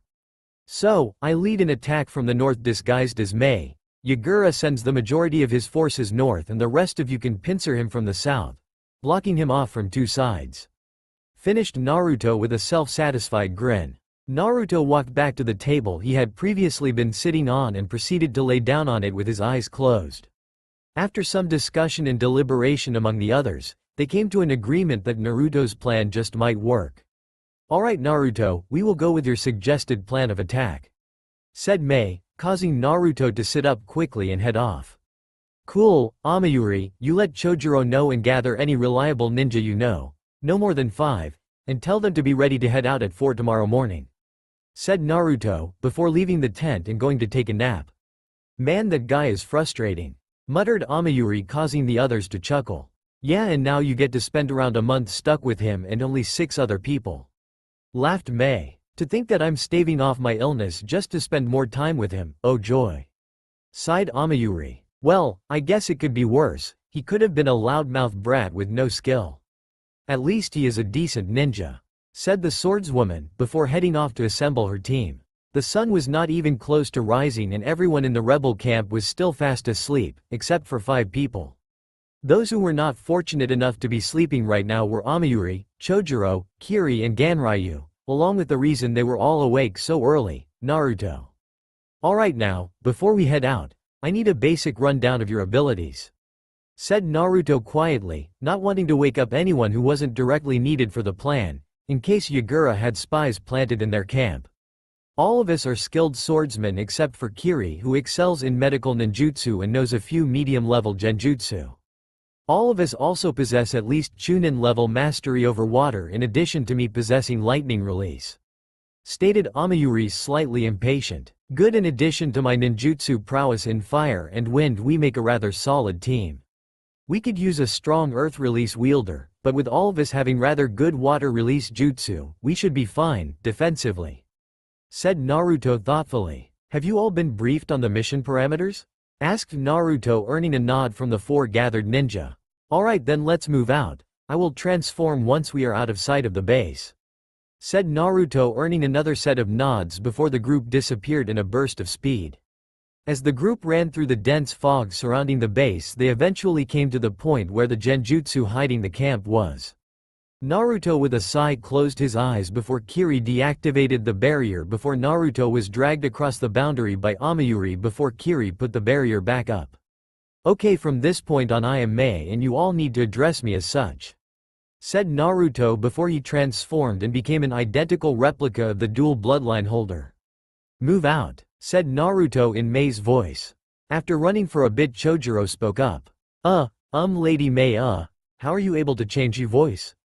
asked Chojuro, slightly hesitant. Well, Chojuro, it just so happens that my transformation abilities are exceedingly special, even changing my voice as well as my body. The only thing which doesn't change is my chakra density. As such, my ability to use jutsu isn't affected, allowing me to use any of the jutsu I know without having to adjust due to having someone else's chakra control and reserves," said Mei, with her usual smile. That is so creepy, never transform into me," said Amayuri. Mei just gave a smile. "I'll have to try that at some point just to mess with her," thought Naruto in amusement. Mei held up her left hand, having heard something in the distance. The assembled group of ninja stopped. Mei lowered her head to the ground, placing her ear close to it, listening intently. Off to the east there was a lot of noise being generated, the sound of enemy ninja. To Naruto's delight, they were heading south.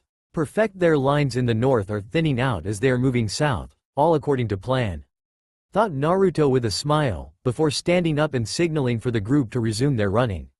Ao and the real Mei were in the main tent, going over a few last-minute details for their battle plan, while waiting for word on the enemy forces. "Ao, do you think this plan will work?" asked Mei hesitantly. Ao took a deep breath before exhaling, after which he proceeded to speak. "Well, I do believe the plan has some merit to it. To Naruto's credit, pincers are rather successful, having been able to cause the downfall of armies 10 times bigger than the one we are currently facing, but—" paused Ao, gaining a thoughtful look. "But, what is it?" asked Mei anxiously. "There are a great deal many factors unaccounted for, leaving me uneasy," finished Ao. "Such as?" probed Mei. "Such as how many troops will actually head back north, once Naruto, disguised as you, is spotted? What if none of the troops head north and instead Yagura himself makes an appearance, and what about the reverse of that? In addition to this, how do we know the east and west forces are not doing something similar to us now and pincer us as well? The plan, if everything goes according to plan, should work. However, I am uneasy about all the unaccounted variables," finished Ao with a small sigh. Mei thought deeply on everything Ao had just said. "If that is the case, why did you let them carry out this plan?" asked Mei, curious of why Ao would go along with such a plan. "As I said, the plan itself has merit and can potentially win this war. I am just slightly uneasy at how much is being left to chance," said Ao, just before a messenger entered the tent and knelt. "Lady Mei, Lord Ao, we have just received word from out spies that the forces to the east are heading in this direction while the western forces are heading into the center of the village, fortifying its defenses," said the messenger quickly. "Excellent, thank you for the update, you are dismissed now," said Mei with a kind-hearted smile, as the messenger bowed and left. "This is good news," said Ao, looking over a map of the land of water. "If Naruto can do his part, this plan might just work," mumbled Ao. After a while of running and dodging any of Yagura's ninja, they finally reached an area uphill of the base they were going to invade. "Okay, this is how it is going to work. We need to ensure at least half of the ninja here are taken out, either dead, or unable to move.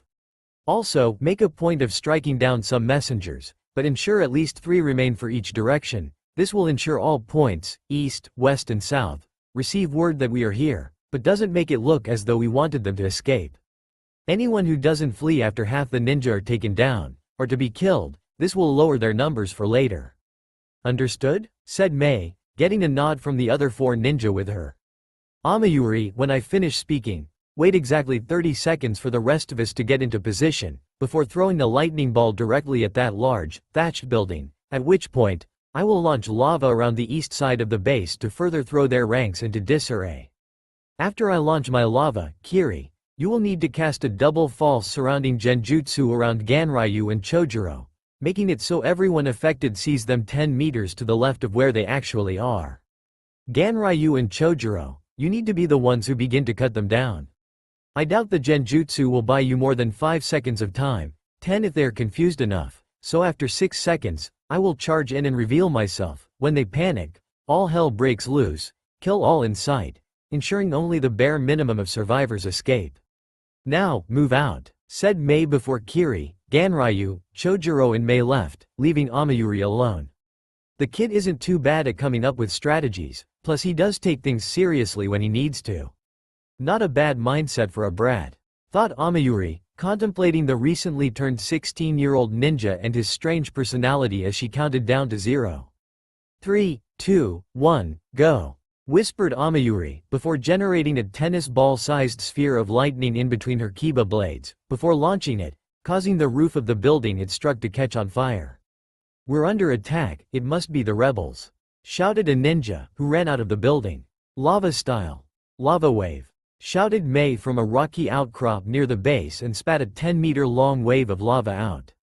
It's their leader, impossible. Shouted another ninja, who quickly turned around, hearing fellow comrades being cut down.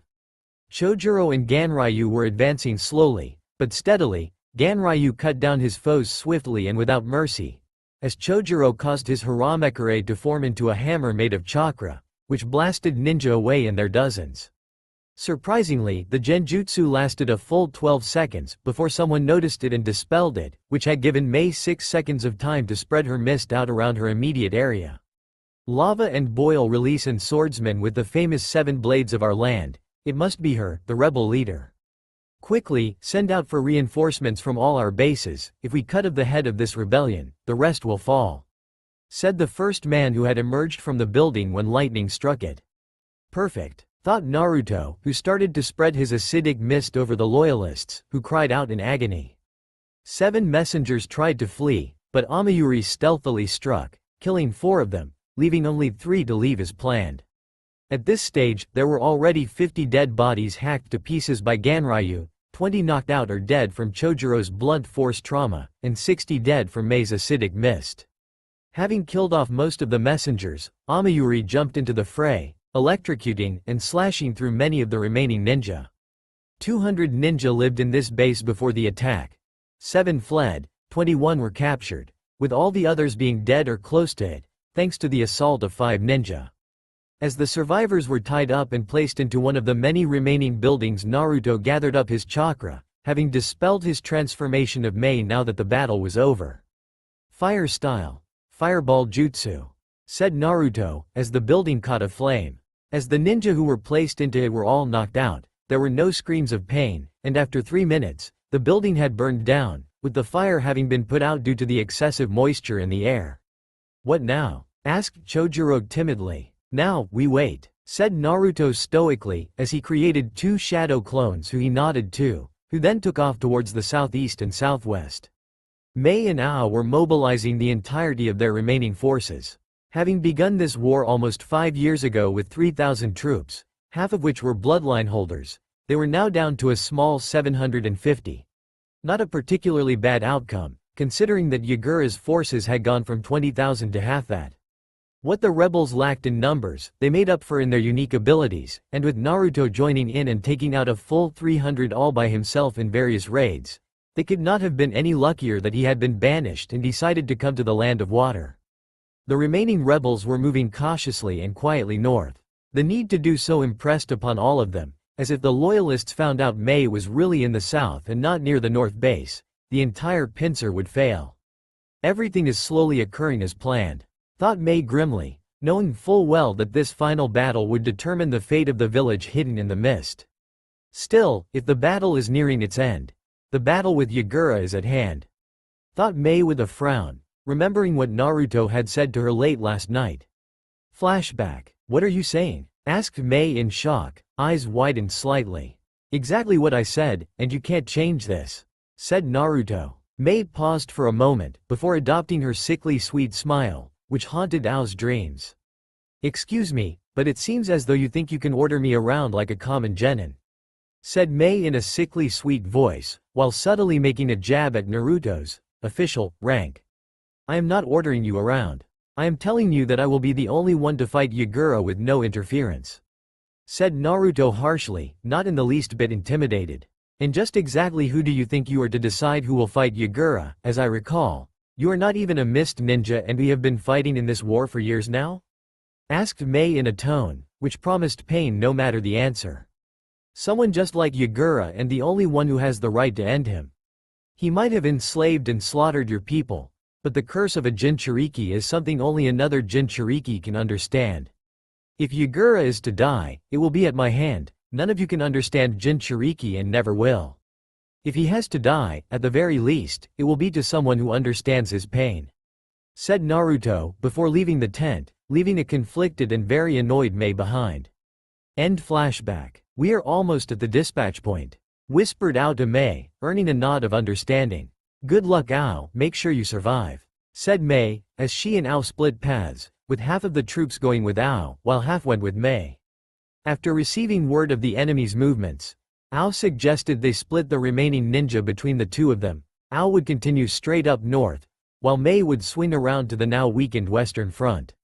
This would change the plan of attack to a three-pronged pincer attack instead of a two-pronged pincer, which would allow the rebels to not only attack a greater area of loyalists, but also put more pressure on them, forcing them to either be killed or retreat to the east, the only point not being attacked. The plan does have its downsides though, with the two groups still needing to take out almost 2,000 troops between them. Not to mention the strength of the two forces would become much weaker than if they had all continued on together. At the very least though, capturing would suffice. After all, killing every mist ninja in existence not on the side of the rebels would make recovering from this terrible ordeal almost impossible. Lord Yagura, our northern base has been attacked and destroyed by none other than the rebel leader Mei Terumi, said a kneeling Chunin loyalist, who had just received the information from a messenger. A man of diminutive stature wearing a cloak stood up and walked to the right side corner of the room, where he picked up a peculiar staff off a small bookshelf. He strapped the strange staff, which seemed to have a flower growing out of it, onto his back, and walked near the Chunin, before tapping him lightly on the shoulder, causing him to look up. Come, today this pointless war ends, said the fourth Mizukage, who was prepared for the final battle for Kiri, for better or for worse. How much longer do we need to wait here? Asked Amayuri to their group leader, whose eyes had been closed for the past 30 minutes. Naruto sat there in silence, before he twitched imperceptibly, as he felt the memories of his clones return to him. Mei and Ao have split and are attacking from two separate fronts, risky, but if they can manage, it will be of major assistance to the battle. Ah, and there it is, the chakra of the Sanbi, although it feels controlled in a way, unnatural of a tailed beast's chakra, going off the feeling of mine and Gaara's. Even after Gaara learnt to block out Shukaku, I could still feel the erratic nature of the tailed beast's chakra. Thought Naruto, pondering just what exactly this meant. We leave now, said Naruto, as the group quickly stood up and took off in the direction of battle. Soon this battle will be over, then, I can get started, thought Naruto as they ran along the ground quickly, excited, but also slightly wary for battle. It is time to end this foolish battle once and for all. Do you not agree, Sanbi? Thought Yagura, questioning his host. Yes, it will all end soon, replied a voice much too gentle to be the voice of a tailed beast, but Yagura seemed not to notice or care. Soon, I will cleanse mist of these impure genetic scum and restore glory to the village hidden in the mist, thought Yagura in excitement. To think this fool managed to become a cage, but never noticed himself, or his beast being subdued, thought the voice in Yagura's head, eager to see the fruits of his labor. This village has only experienced a taste of hell, thought the voice, trailing off ominously.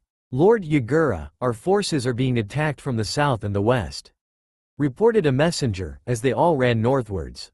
It is of no consequence, the leader is north, and once the leader is killed, the rest will fall, replied Yagura stoically. But my lord, Mei Terumi is in fact leading the attack on our western front, said the messenger in worry.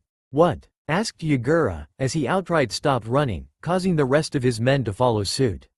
Yagura made the ram sign and focused his chakra into the mist, enabling him to feel every presence in contact with the mist. It seems that the messenger is in fact accurate, but if that is the case, who attacked the north? Impossible, a tailed beast carrier, the 9 tails even, as well as those 2 traitorous ninja. This changes things, thought Yagura. Kushimaru, Jinpachi, you two will come with me. Jin and you will lead half of our forces west and deal with the leader of this rebellion. The rest of you are to head south and fortify the defense there. They will no doubt have sent most of their manpower west to back up their leader, as well as north for the surprise attack, so you should not encounter too much difficulty. Now disperse, said Yagura. Yes sir, shouted the ninja, as they turned around and set off towards their new mission. Oh, and what do you need us for, Yagura? Asked Jinpachi, in a slightly raspy voice. Ah, you two will be deal with your traitorous counterparts, Amayuri and Chojuro. I trust you will see to it that they don't live to regret their decision to betray me," said Yagura coldly. "Not at all," replied Kushimaru, in a slightly high-pitched voice. Ao was frowning slightly. Having been around for the Third Great Ninja War, he knew a thing or two about tactics, just like he knew that Yagura had more ninja at his disposal than what his unit was currently up against. Even double the amount of ninja they were fighting, assuming an equal number had been sent to deal with Mei and her unit, was not even half of Yagura's forces. While they were making ground, being able to subdue a larger portion of ninja than they killed, Ao was wary. If the other half of Yagura's troops are with Yagura heading towards Naruto, there is very little chance his group will survive such an onslaught, and that is without factoring Yagura himself in. Thought Ao, as he launched a water dragon, knocking out 20, unlucky, or lucky considering that they would live through this battle, ninja. Ao discreetly pushed some chakra into his Byakugan and looked as far ahead as he could. It seems two large forces are moving south and west, they can only be reinforcements, thought Ao, before focusing his chakra on seeing further. Three large signatures are moving north. Wait a minute, something is tampering with the largest signature. Impossible. Could it be that Yagura has been under a genjutsu this whole time? Thought Ao in shock, while launching 10 kunai at 10 unlucky ninja, considering their vitals had been pierced. Has this entire war been misguided? Questioned Ao, before putting those thoughts aside and plunging back into battle. Ganryu, Kiri, I want you two to head to the western front where Mei is. Knowing the intellect of a cage, Yagura will have no doubt figured out our tactic by now and would have sent someone powerful to take out Mei. Go and reinforce her," said Naruto, before abruptly stopping, causing everyone else to follow suit. "Why are we stopping?" asked Chojuro. "Because Yagura, as well as two high-level chakra signatures, are almost here," said Naruto ominously. Naruto gave a nod to Ganryu and Kiri, who then took off. As the trio waited in silence, a breeze blew through the area, shortly after which, Yagura, Kushimaru, and Jinpachi dropped down into the narrow clearing surrounded by trees. "So it seems you are the reason the bloodline scum were able to gain some morale, holder of the Kyuubi," said Yagura flatly. "Yes, and it seems you are the reason this bloody war occurred in the first place, holder of the Sanbi," said Naruto, staring Yagura down. "Ah, Amayuri, and look at what we have here, that little brat Chojuro. I hope you two are ready to die here today," said Jinpachi mockingly. "You never could send shockwaves through my heart, both of you bore me. Today I will end you too, so I never need to see you ever again," shouted Amayuri. "Big words from someone not much longer of this world. Even without you having to face the two of us, death's door is waiting for you," retorted Kushimaru. "She isn't facing the two of you alone," said Chojuro. "Ha, the little pup talks," said Jinpachi mockingly. "Can you two handle these guys?" asked Naruto, never taking his eyes off Yagura. "No problem, these cowards won't last long," replied Amayuri with a fanged grin, as she raised her kiba blades. "I can trust you two to take care of this?" questioned Yagura rhetorically. "No need to worry, I will bring you back some fruit," said Kushimaru, mocking Chojuro and Amayuri's names. "Big words from a chestnut," retorted Amayuri. "Yagura, let these four battle, me and you will fight one-on-one, and you will die, never to be seen again," said Naruto. "Such arrogance," said Yagura before charging at Naruto with his pole out. Naruto blocked the attack with his forearm, before rotating into Yagura's guard and elbowing him back, before fly-kicking him away and following after. "Looks like it is just us four now," taunted Amayuri. "Not for long, Yagura will kill that fool in no time," retorted Jinpachi. "We'll see," said Amayuri as she settled into a stance, ready for a fight against her two former comrades. "Are you ready to meet your end, Yagura?" questioned Naruto, as Yagura slowly rose to his feet. "The only thing ending today is this silly rebellion. After I kill you, I will track down the twice-cursed bloodline leader of theirs and wring her neck. With the death of you two, no one will dare try and go against me ever again, and I will bring the village hidden in the mist to glory," ranted Yagura. "You are misguided as you are short," said Naruto. Yagura's body trembled with anger, his fists were clenched tightly, almost drawing blood. "I see, if you are already resorting to childish insults, I will end this feudal battle right now," threatened Yagura in a low tone of voice. Naruto dropped down into his stance, hands to the side of him, fingertips facing away from Yagura. "The only one childish here is you," retorted Naruto, before Yagura gave a beastly roar and charged at Naruto.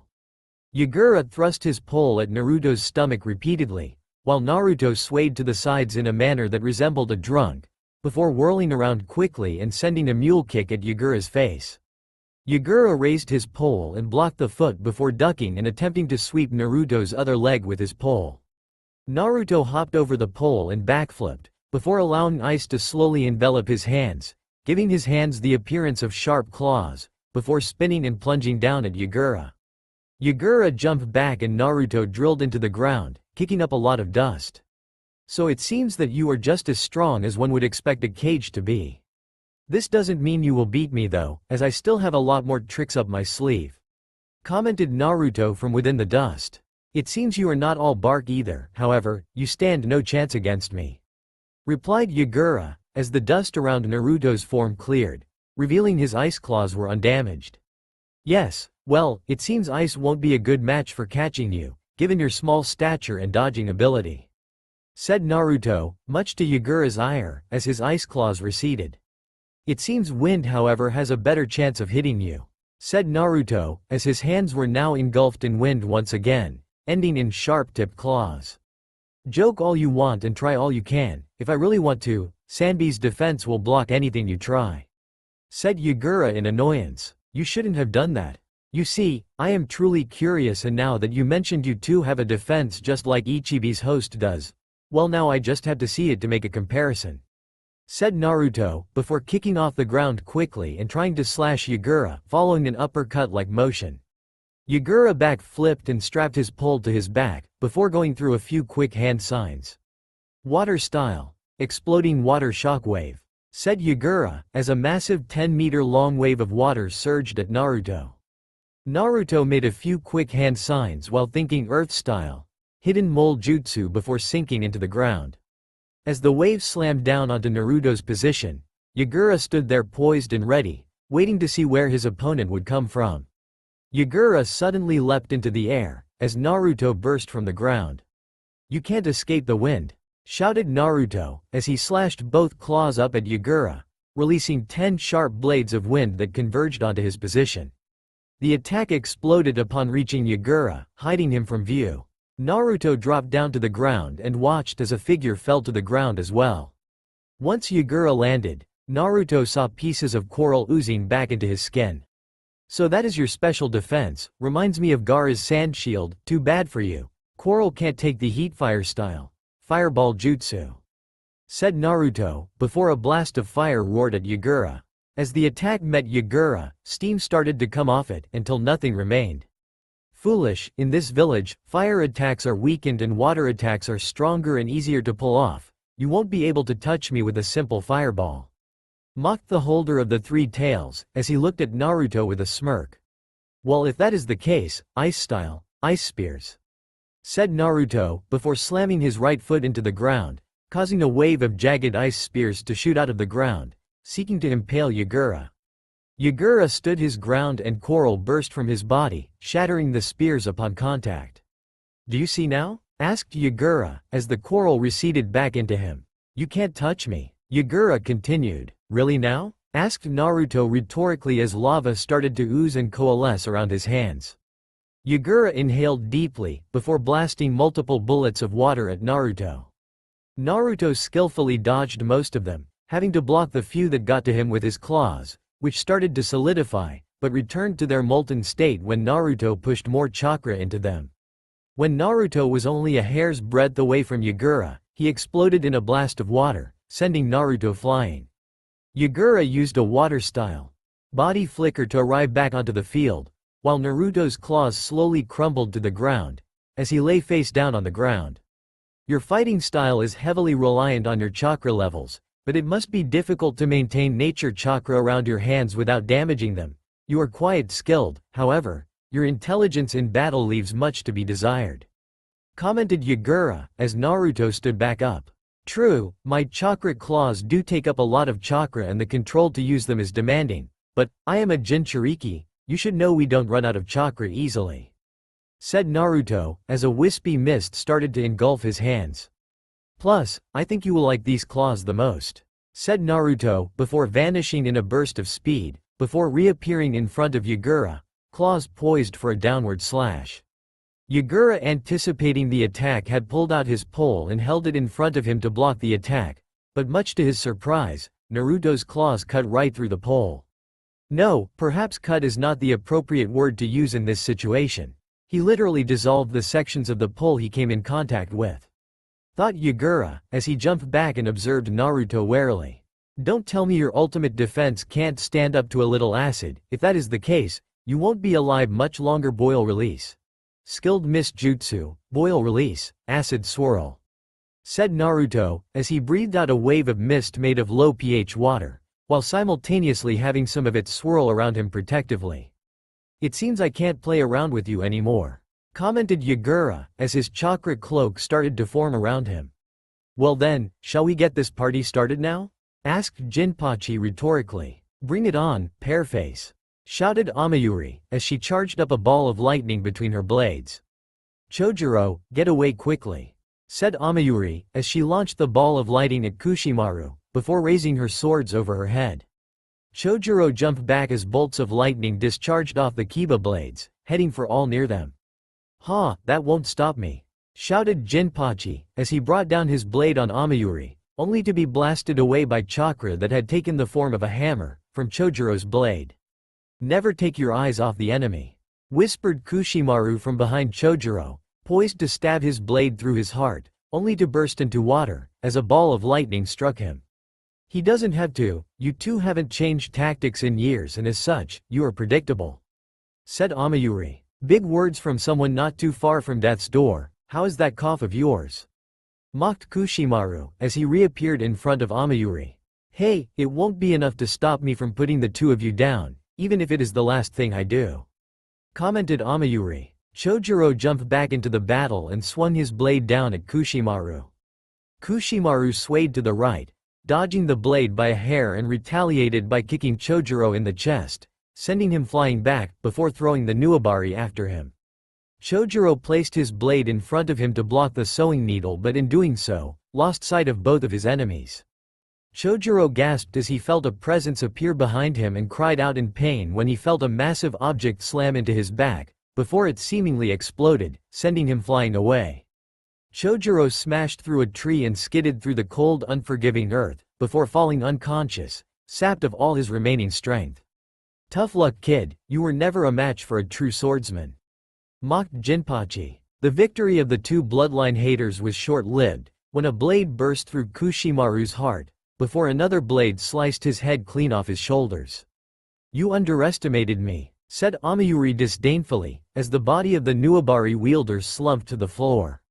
You might think that matters, but it doesn't. I always was better than Kushimaru, and with you in your weakened state and your ally down, you won't live for much longer, declared Jinpachi before charging at Amayuri. Amayuri stood her ground and raised her two blades, before slamming them into the ground and sending an electrical charge through them, which climbed toward the sky. Jinpachi continued charging, seeking to cut Amayuri off before her technique could take effect. He touched down no less than 10 meters away from her, before leaping off the ground. 5 meters, blade raised over his head, victory was surely his. 3 meters, the seals on Shibuki started to glow. 1 meter, the blade began its descent on the unmoving swordswoman. Lightning style. Thunder Gate, said Amayuri, before Jinpachi knew no more. A massive wave of lightning struck everything in a 10-meter radius. Amayuri had weakened it some and shortened its range so it wouldn't hit Chojuro. The same could not be said for Jinpachi though. His skin that was visible was charred and flaking off. Blood oozed out of his nostrils and ears as he twitched slightly in response to the electronic charges running through his body. His heart twitched erratically, as the slow controlled beating was replaced by an erratic beating, at times stopping for a full 10 seconds, before quickly pumping at 4 times its normal speed for a few seconds. Jinpachi's nerves had lost all semblance of control as he vacated his bowels and his tongue fell out of his mouth, literally, the muscles that had been holding it together, destroyed. As when the lightning struck, he had been unfortunate enough to have been emitting a war cry. Amayuri sighed deeply, before breaking out into a coughing fit, splattering blood all over her hands and Jinpachi's corpse. Amayuri's form was racked with pain. Her eyes trembled in exertion as she struggled to breathe through the harsh coughing. She dropped to her knees, hands keeping her from slumping to the ground, as she hacked up copious amounts of blood all over Jinpachi's body. Her muscles trembled with exertion as her lungs burned. Oxygen was barely getting into her system at all now. After hacking up another wad of blood, Amayuri shakily got back to her feet, her entire body protesting every tiny movement she made. After a few minutes, she had regained a vertical base and most of the pain had passed, but while her instincts warned her to move, her body couldn't achieve the feat, and a thin blade pierced through her hamstring and shot right through it, before it was painfully wrenched back out of it. Amayuri fell back down to her knees in pain, as she angled her head back slightly, eyes widening in shock. "Miss me?" questioned Kushimaru, in a tone full of malice. Naruto was unknowingly mirroring Amayuri's pose. He too was brought to his knees, not by pain, but rather by the new sensation of exhaustion. Being the holder of the Kyuubi, as well as an Uzumaki, had given Naruto amazing stamina, but once Yagura entered his second cloak state, which engulfed him completely, hiding his body from view, Naruto was hard-pressed to do a thing. To make things worse, all attacks Naruto had thrown had little to no effect at all on him. Even a Rasengan couldn't pierce the cloak of dense chakra surrounding the holder of the three tails. If that wasn't bad enough though, Yagura wasn't simply standing there and enduring the hits. No, he was launching debris, boulders, trees, his own tails, and at one point, a beastly wave of chakra, which obliterated everything to the west of where Naruto currently was, leaving nothing but a gaping trench that Naruto couldn't see the end of. Damn it, this is not how things were supposed to go. I guess the only reason I was able to stop Gaara was because Gamabunta held Shukaku down for me, allowing me to wake Gaara up. This guy though, I underestimated him hugely. What was I thinking? This is a freaking cage we are talking about. He sent Zabuza fleeing with ease if what Kakashi said back then is to be believed, and I don't even think I could take on Zabuza right now? Thought Naruto in anger, mostly directed towards himself. I toyed with you too much thinking my stamina and chakra would never run out. I really mucked up on that, but I won't lose here today," declared Naruto, as the necklace he still wore around his neck, even after being banished, started to glow slightly. "I will not lose here," shouted Naruto, as multiple spears of wood suddenly burst from the ground and shot at Yagura. To his credit, Yagura dodged each and every spear, but it seemed that Naruto was losing control of reality. "Arg Hua!" roared Naruto in an animalistic manner. The necklace around Naruto's neck started to glow slightly and started to sink into his skin slightly. "No, stop this!" shouted Kyuubi from within the cage, but it was to no avail, as the necklace slowly started to meld into Naruto's very being. Naruto continued screaming so much that his vocal cords were being torn to shreds, quickly regenerated, before being torn to shreds once again. Naruto's eyes had turned completely white as the metamorphosis of his body took place. Throughout this entire process though, multiple wooden spears and wooden snakes burst from Naruto's body and the ground around him, flying towards Yagura, seeking to ensnare him, to no avail, as the chakra-covered Yagura skillfully dodged every attack. "Whatever is happening, he no longer seems to have any control. I must end him now," thought Yagura savagely, as he kicked off the ground with so much force that a crater formed under him. A sickly green, yellowish aura started spinning around Naruto rapidly. Logical reasoning was disappearing from his mind quickly, as the power continued increasing within his body. "You fool, you are going to tear your body to shreds and kill us both even with my healing power enhancing your own. Calm the hell down," raged the Kyuubi from within the cage, slamming its beastly form against the bars, hoping to penetrate the thick fog that had engulfed Naruto's mind. Yagura appeared in front of Naruto, his three tails held above his head. "Die!" shouted Yagura, as he plunged his tails down at Naruto's chest, only for them to be stopped by a wooden dome which partially covered Naruto and stopped Yagura's tails dead in their tracks, before exploding, sending the Mizukage flying back. By now, blood was pouring out of Naruto's eyes, ears and nose, but he persisted screaming, no longer aware of what was happening around him, not even able to form coherent speech or thought. "I will not be defeated here," thought Yagura as he transformed. A column of purple chakra shot up into the sky, before expanding outwards until it reached 20 meters in diameter. The chakra was abruptly cleared, as a beastly roar pushed all of it away, revealing Yagura in his Biju form. Yagura brought his tails up near his mouth and started forming a massive ball of chakra, which was comprised of tiny balls of blue and red chakra, which slowly came together, forming a sphere of destruction. Instead of condensing it, Yagura continued to make it larger and larger, until it surpassed the size of the Mizukage Tower, a frightening 40 meters in diameter. The ball of energy was already tearing through the ground, and more destruction to the landscape was sure to follow once the attack was released. "Bijudama!" shouted Yagura, as the colossal sphere of energy was launched at Naruto. While Yagura had been forming his devastating attack, Naruto had continued screaming, and his aura had started to darken from a pale moss green to a much darker teal. His hair had slowly started to change color, turning from golden blonde to a pale green, with a yellowish tint, with a single teal bang hanging down his forehead. His muscles bulged with power and started to tear his clothes, his muscle mass seemingly tripling until it eventually tore through his shirt and turned his pants into fraying shorts. His height also increased by a large amount, bringing him up to a startling tall 2 meters, making him even taller than the tailless-tailed beast, Kisame Hoshigaki. His eyes turned completely white, no pupil or iris to be seen. The necklace, which had been slowly melding with Naruto's body, had now fully sunk into him, leaving only the string to which it had been threaded remaining, as the crystal was now well and truly gone.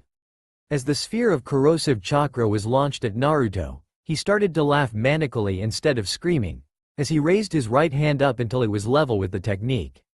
Naruto's aura started to spiral and condensed around his hand, making it look like a Rasengan was about to be formed, but instead of a swirling blue ball of chakra, a colossal wooden dragon bathed in the same green glow as Naruto was ejected from his hand, rapidly enlarging. As the beastly chakra approached the dragon, it grew immensely, reaching a staggering 50 meters in length and 10 meters in width, completing dwarfing Operu, a fully grown dragon, in size. The wooden dragon opened its mouth and roared, causing the menacing ball to start to shrink until it was only 5 meters in diameter, before the dragon swallowed it whole. Yagura's eyes widened in fear as the dragon opened its mouth, the ball of chakra it had just eaten being launched at him. Yagura wrapped his tails around himself as the blast hit, but immediately after the impact, another, much more powerful force, slammed into him. The wooden dragon had spun around and slammed its tail into Yagura's side, sending him flying to the left, before lunging after him and coiling tightly around him, squeezing the very life out of him. The sensation of being squeezed was not all Yagura felt, as the dragon bit into him and starting to suck away at his chakra, causing his form to revert back to his version 2 state, which led to him suddenly falling to the ground, as the dragon was no longer holding him in place. The dragon as well plunged after Yagura, and upon impact with the ground, Yagura was also slammed from above by the monstrous construct. Naruto abruptly stopped screaming and dropped to his knees, vomiting out liters of blood that had built up in his throat due to repeatedly tearing his vocal cords and throat. After a full minute of vomiting, Naruto passed out in a pool of his own blood. Yagura lay there, barely able to think. "Wait, something feels different. It is as if my thoughts have suddenly changed. What happened?" thought Yagura in confusion. "Yagura is dead," commented a masked figure. "Oh, is that so?" asked another figure shrouded in darkness. "Yes, my control over him broke. He is not much longer of this world," said the masked figure, before disappearing into the hole in its mask in a swirl. Yagura painstakingly raised himself to his feet and limped over to his opponent. For a moment, Yagura wondered if his fellow tailed beast holder was dead, but the bubbles forming in the blood suggested otherwise, indicating that the figure was still breathing. Yagura bent down and picked the figure up, draping Naruto's arm over his shoulder, ignoring the blood that covered his form, as well as the fact that every single bone in his own body hurt. Picking him up, Yagura slowly started to limp to the position where the 3 swordsmen and swordswomen were fighting. "I am possible," stuttered Amayuri. "Oh, it is quite possible. The brute Jinpachi never did understand what silent killing was all about, swinging around a sword that explodes like an idiot," commented Kushimaru airily. Amayuri looked back at where Kushimaru's dead body had previously laid and noticed nothing there. "But how?" asked Amayuri. "You disappoint me. How else does one make an illusion appear to be reality?" Questioned Kushimaru. Genjutsu, since when did you know genjutsu? Questioned Amayuri. Ah, I see, you were nothing but a brute like the rest of those other swordsmen, using nothing but kenjutsu, along with tai and ninjutsu. Such a shame, it seems none of you ever realized just how effective silent killing can be with genjutsu supplementing it. Now it is time to finish this. Goodbye Amayuri Ringo. Have no fear though, I will send that other boy passed out over there along with you, to keep you company. Said Kushimaru, as he prepared to run Amayuri through her heart.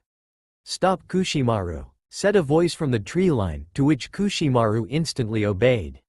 Lord Yagura, I see that you have been successful as well. Commented Kushimaru, as he saw Yagura stiffly walk into the clearing, with Naruto slung over his shoulder. To an extent, but that is not the main issue here. Said Yagura, as he dropped Naruto's body to the ground near Amayuri, as he stood near Kushimaru. In Naruto, are you alright?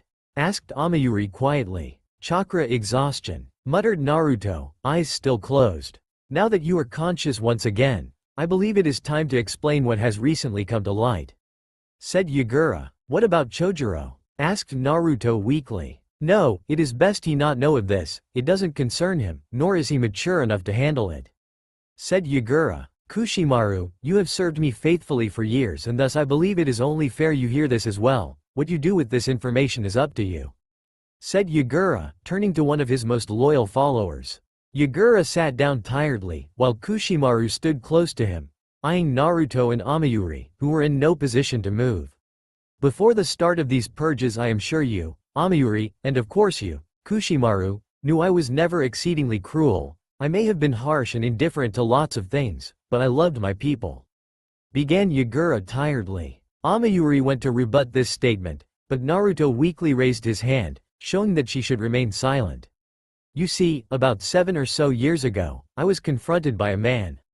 This man, however, possessed a Sharingan. Continued Yagura before breathing in heavily. As it was, he placed me in an exceedingly strong genjutsu that not even the Sanbi could break, which slowly started to take over my thoughts. With this, I became a puppet for this man. Said Yagura disdainfully. His only motive for doing so was this. The village hidden in the mist made me suffer, therefore, I will make the village hidden in the mist suffer as well. And that was that last thing I heard before he took over my mind. Revealed the weary Mizukage. So you mean to say you are not the one behind this entire farce of a war? How can we believe that? Asked Amayuri angrily, before coughing heavily and dry heaving some more blood. I suggest you not get too agitated, like me, you are not much longer for this world either. That being said, I spared the life of your friend and even now had Kushimaru spare your life, isn't that enough proof? Questioned Yagura. Kushimaru stood there impassively while all this was being said, merely taking it all in. Amayuri growled slightly, but then stopped and nodded for Yagura to go on with a small frown on her face. I don't know what his ultimate goal is, but he was powerful enough to subdue the combined efforts of me and Sanbi. He is not to be trifled with. Said Yagura, before coughing heavily, wheezing for air. With that being said, I have to say, this war was a mistake, and that the masked man succeeded in making Mist suffer. However, there is something that can be done now. Said Yagura weakly. Naruto struggled to push himself into a seating position, but after a bit of a nudge from Amayuri, he was able to sit up. What can we do now? Out of the 4 of us here, you are clearly the strongest and he beat you easily. Asked Naruto weakly. Not we, you 3. Kushimaru, you have served me loyally and thus this choice is entirely up to you. Whatever you decide I won't hold anything against you. Said Yagura. Kushimaru was inwardly touched at how much Yagura valued him. Truly, he made no mistake in following such a great man. Even if he had been under someone's control for a portion of his reign, Yagura truly was a great man. As for you two though, Amayuri, your sickness is no secret, and Naruto, everyone saw my explosive attacks. It would not be too difficult for you two to pretend you died and train and prepare in secret. The fact that neither of you will leave a body behind should not draw too much attention. Given the intensity of my previous attacks, it would not be a stretch if people assume you two were simply obliterated. Kushimaru, whatever you decide, with my death, many will assume you had either perished, or fled with me. You 3 will be invisible to all. Hence why I am not revealing this to that boy over there. It would be best that only the 4 of us know of this. said Yagura, before coughing once again. If this man is powerful enough to subdue someone like you out of petty spite, well, he must have something big planned, and with your death, he will think no one knows of him. You are indeed worthy to be a cage, not just for your strength, but through your cunning. Complimented Naruto, seeing where this was going. Lord Yagura, you have my word. I will track down the man who did this to you, to us, to Mist, and I will make him regret it. Said Kushimaru. Thank you, Naruto, Kushimaru. I am glad to see you understand what has happened and what must be done. Said Yagura, before looking pointedly at Amayuri. What, I am just as dead as you are, does my opinion even count? Asked Amayuri with a fanged grin, as blood trickled from her mouth. Not necessarily. I don't have much longer, but you, Naruto, you utilized wood release jutsu against me in a sub-primal state. You weren't aware of it, but you did in fact do it. That necklace around your neck melded with your very being and empowered you. While I am beyond saving due to the damage I sustained from our fight, Amayuri may still be saved, as her cause of death is an illness. It is said Hashirama could instantly regenerate any damage he took. With you having his necklace and wood style, along with you being a Jinchuriki host, you may be able to save her. Even if you can't access your wood release, the Kyuubi is thought to be the strongest Biju and may just have another way. Said Yagura. Why can't he save you? Asked Amayuri. Wood style suppresses Biju chakra. Add to the massive amount of damage I took in the fight itself. Well, let's just say I have only minutes to go. Said Yagura dryly. However, there is one thing I want you to do for me, Naruto. Said Yagura seriously. What? Asked Naruto confused. The masked man said something about Biju falling before him. I want you to take Sanbi inside of you as well. Said Yagura, getting 3 gobsmacked expressions, with one being hidden behind a mask. What? Questioned Naruto. Sanbi has suffered enough, and I don't want it at the mercy of ninja. You, as a Jinchuriki, can understand that while we are also given a burden in holding them, they are also burdened in being held by us. Despite this though, if we work together, we are much better off. Said Yagura. But I'm not sure how. Said Naruto uncertainly. Can you show me your seal? Requested Yagura. Naruto obliged and pulled up his shirt and shakily channeled some chakra, revealing the 8 trigram seal. It seems the 4th was pretty skilled if he came up with something like this. However, this works out well. Would you know about the 4 trigram sealing style? Asked Yagura. Yeah, but I'm not sure I can pull one off properly yet. I need more practice. Said Naruto. That's alright. I have a 4 trigram seal, ironically enough, done by an Uzumaki. She was nice enough to explain how it worked to me as well, so I can do it for you this time. But please read up on them soon, so you can maintain the seal. A 4 trigram seal weakens much faster than an 8 trigram seal due to the lack of a reversed spin, meaning its life is short-lived without maintenance, lasting only 5 years or so before breaking. Said Yagura, before coughing up some blood onto his left hand and dipping his right finger in it, before drawing a swirl above Naruto's existing 8 trigram seal, before surrounding it with a few kanji. Kushimaru, live well and know that this cage was lucky to have a loyal follower such as you. Seal transfer. Said Yagura, before placing his palm over the newly drawn seal. Yagura's body was engulfed with blue chakra. Before it transferred across to Naruto, Naruto gave a silent scream, as the new chakra invaded his system, stretching his coils painfully. After a minute of this, Yagura slumped forward slightly. It is done, said Yagura, before his eyes closed and he fell forward, dead. A strange silence engulfed the trio as 2 mourned at the loss of a leader and a fellow tailed beast holder, while the 3rd sat there in silence. The silence was broken, however, when Amayuri's form started to heave. As she coughed up blood, her very body began to shake, almost as if it was going to fall apart. Fox, any ideas? Asked Naruto desperately. Why should I help your friend? Her existence in no way affects me. Retorted Kyuubi. Please, she has wasted her life in a worthless war. Don't let her life end like this, have some compassion. Pleaded Naruto. Interesting, he was almost suicidal and almost completely apathetic only a short while ago. But it seems being faced with death so readily has brought back some of the old Naruto.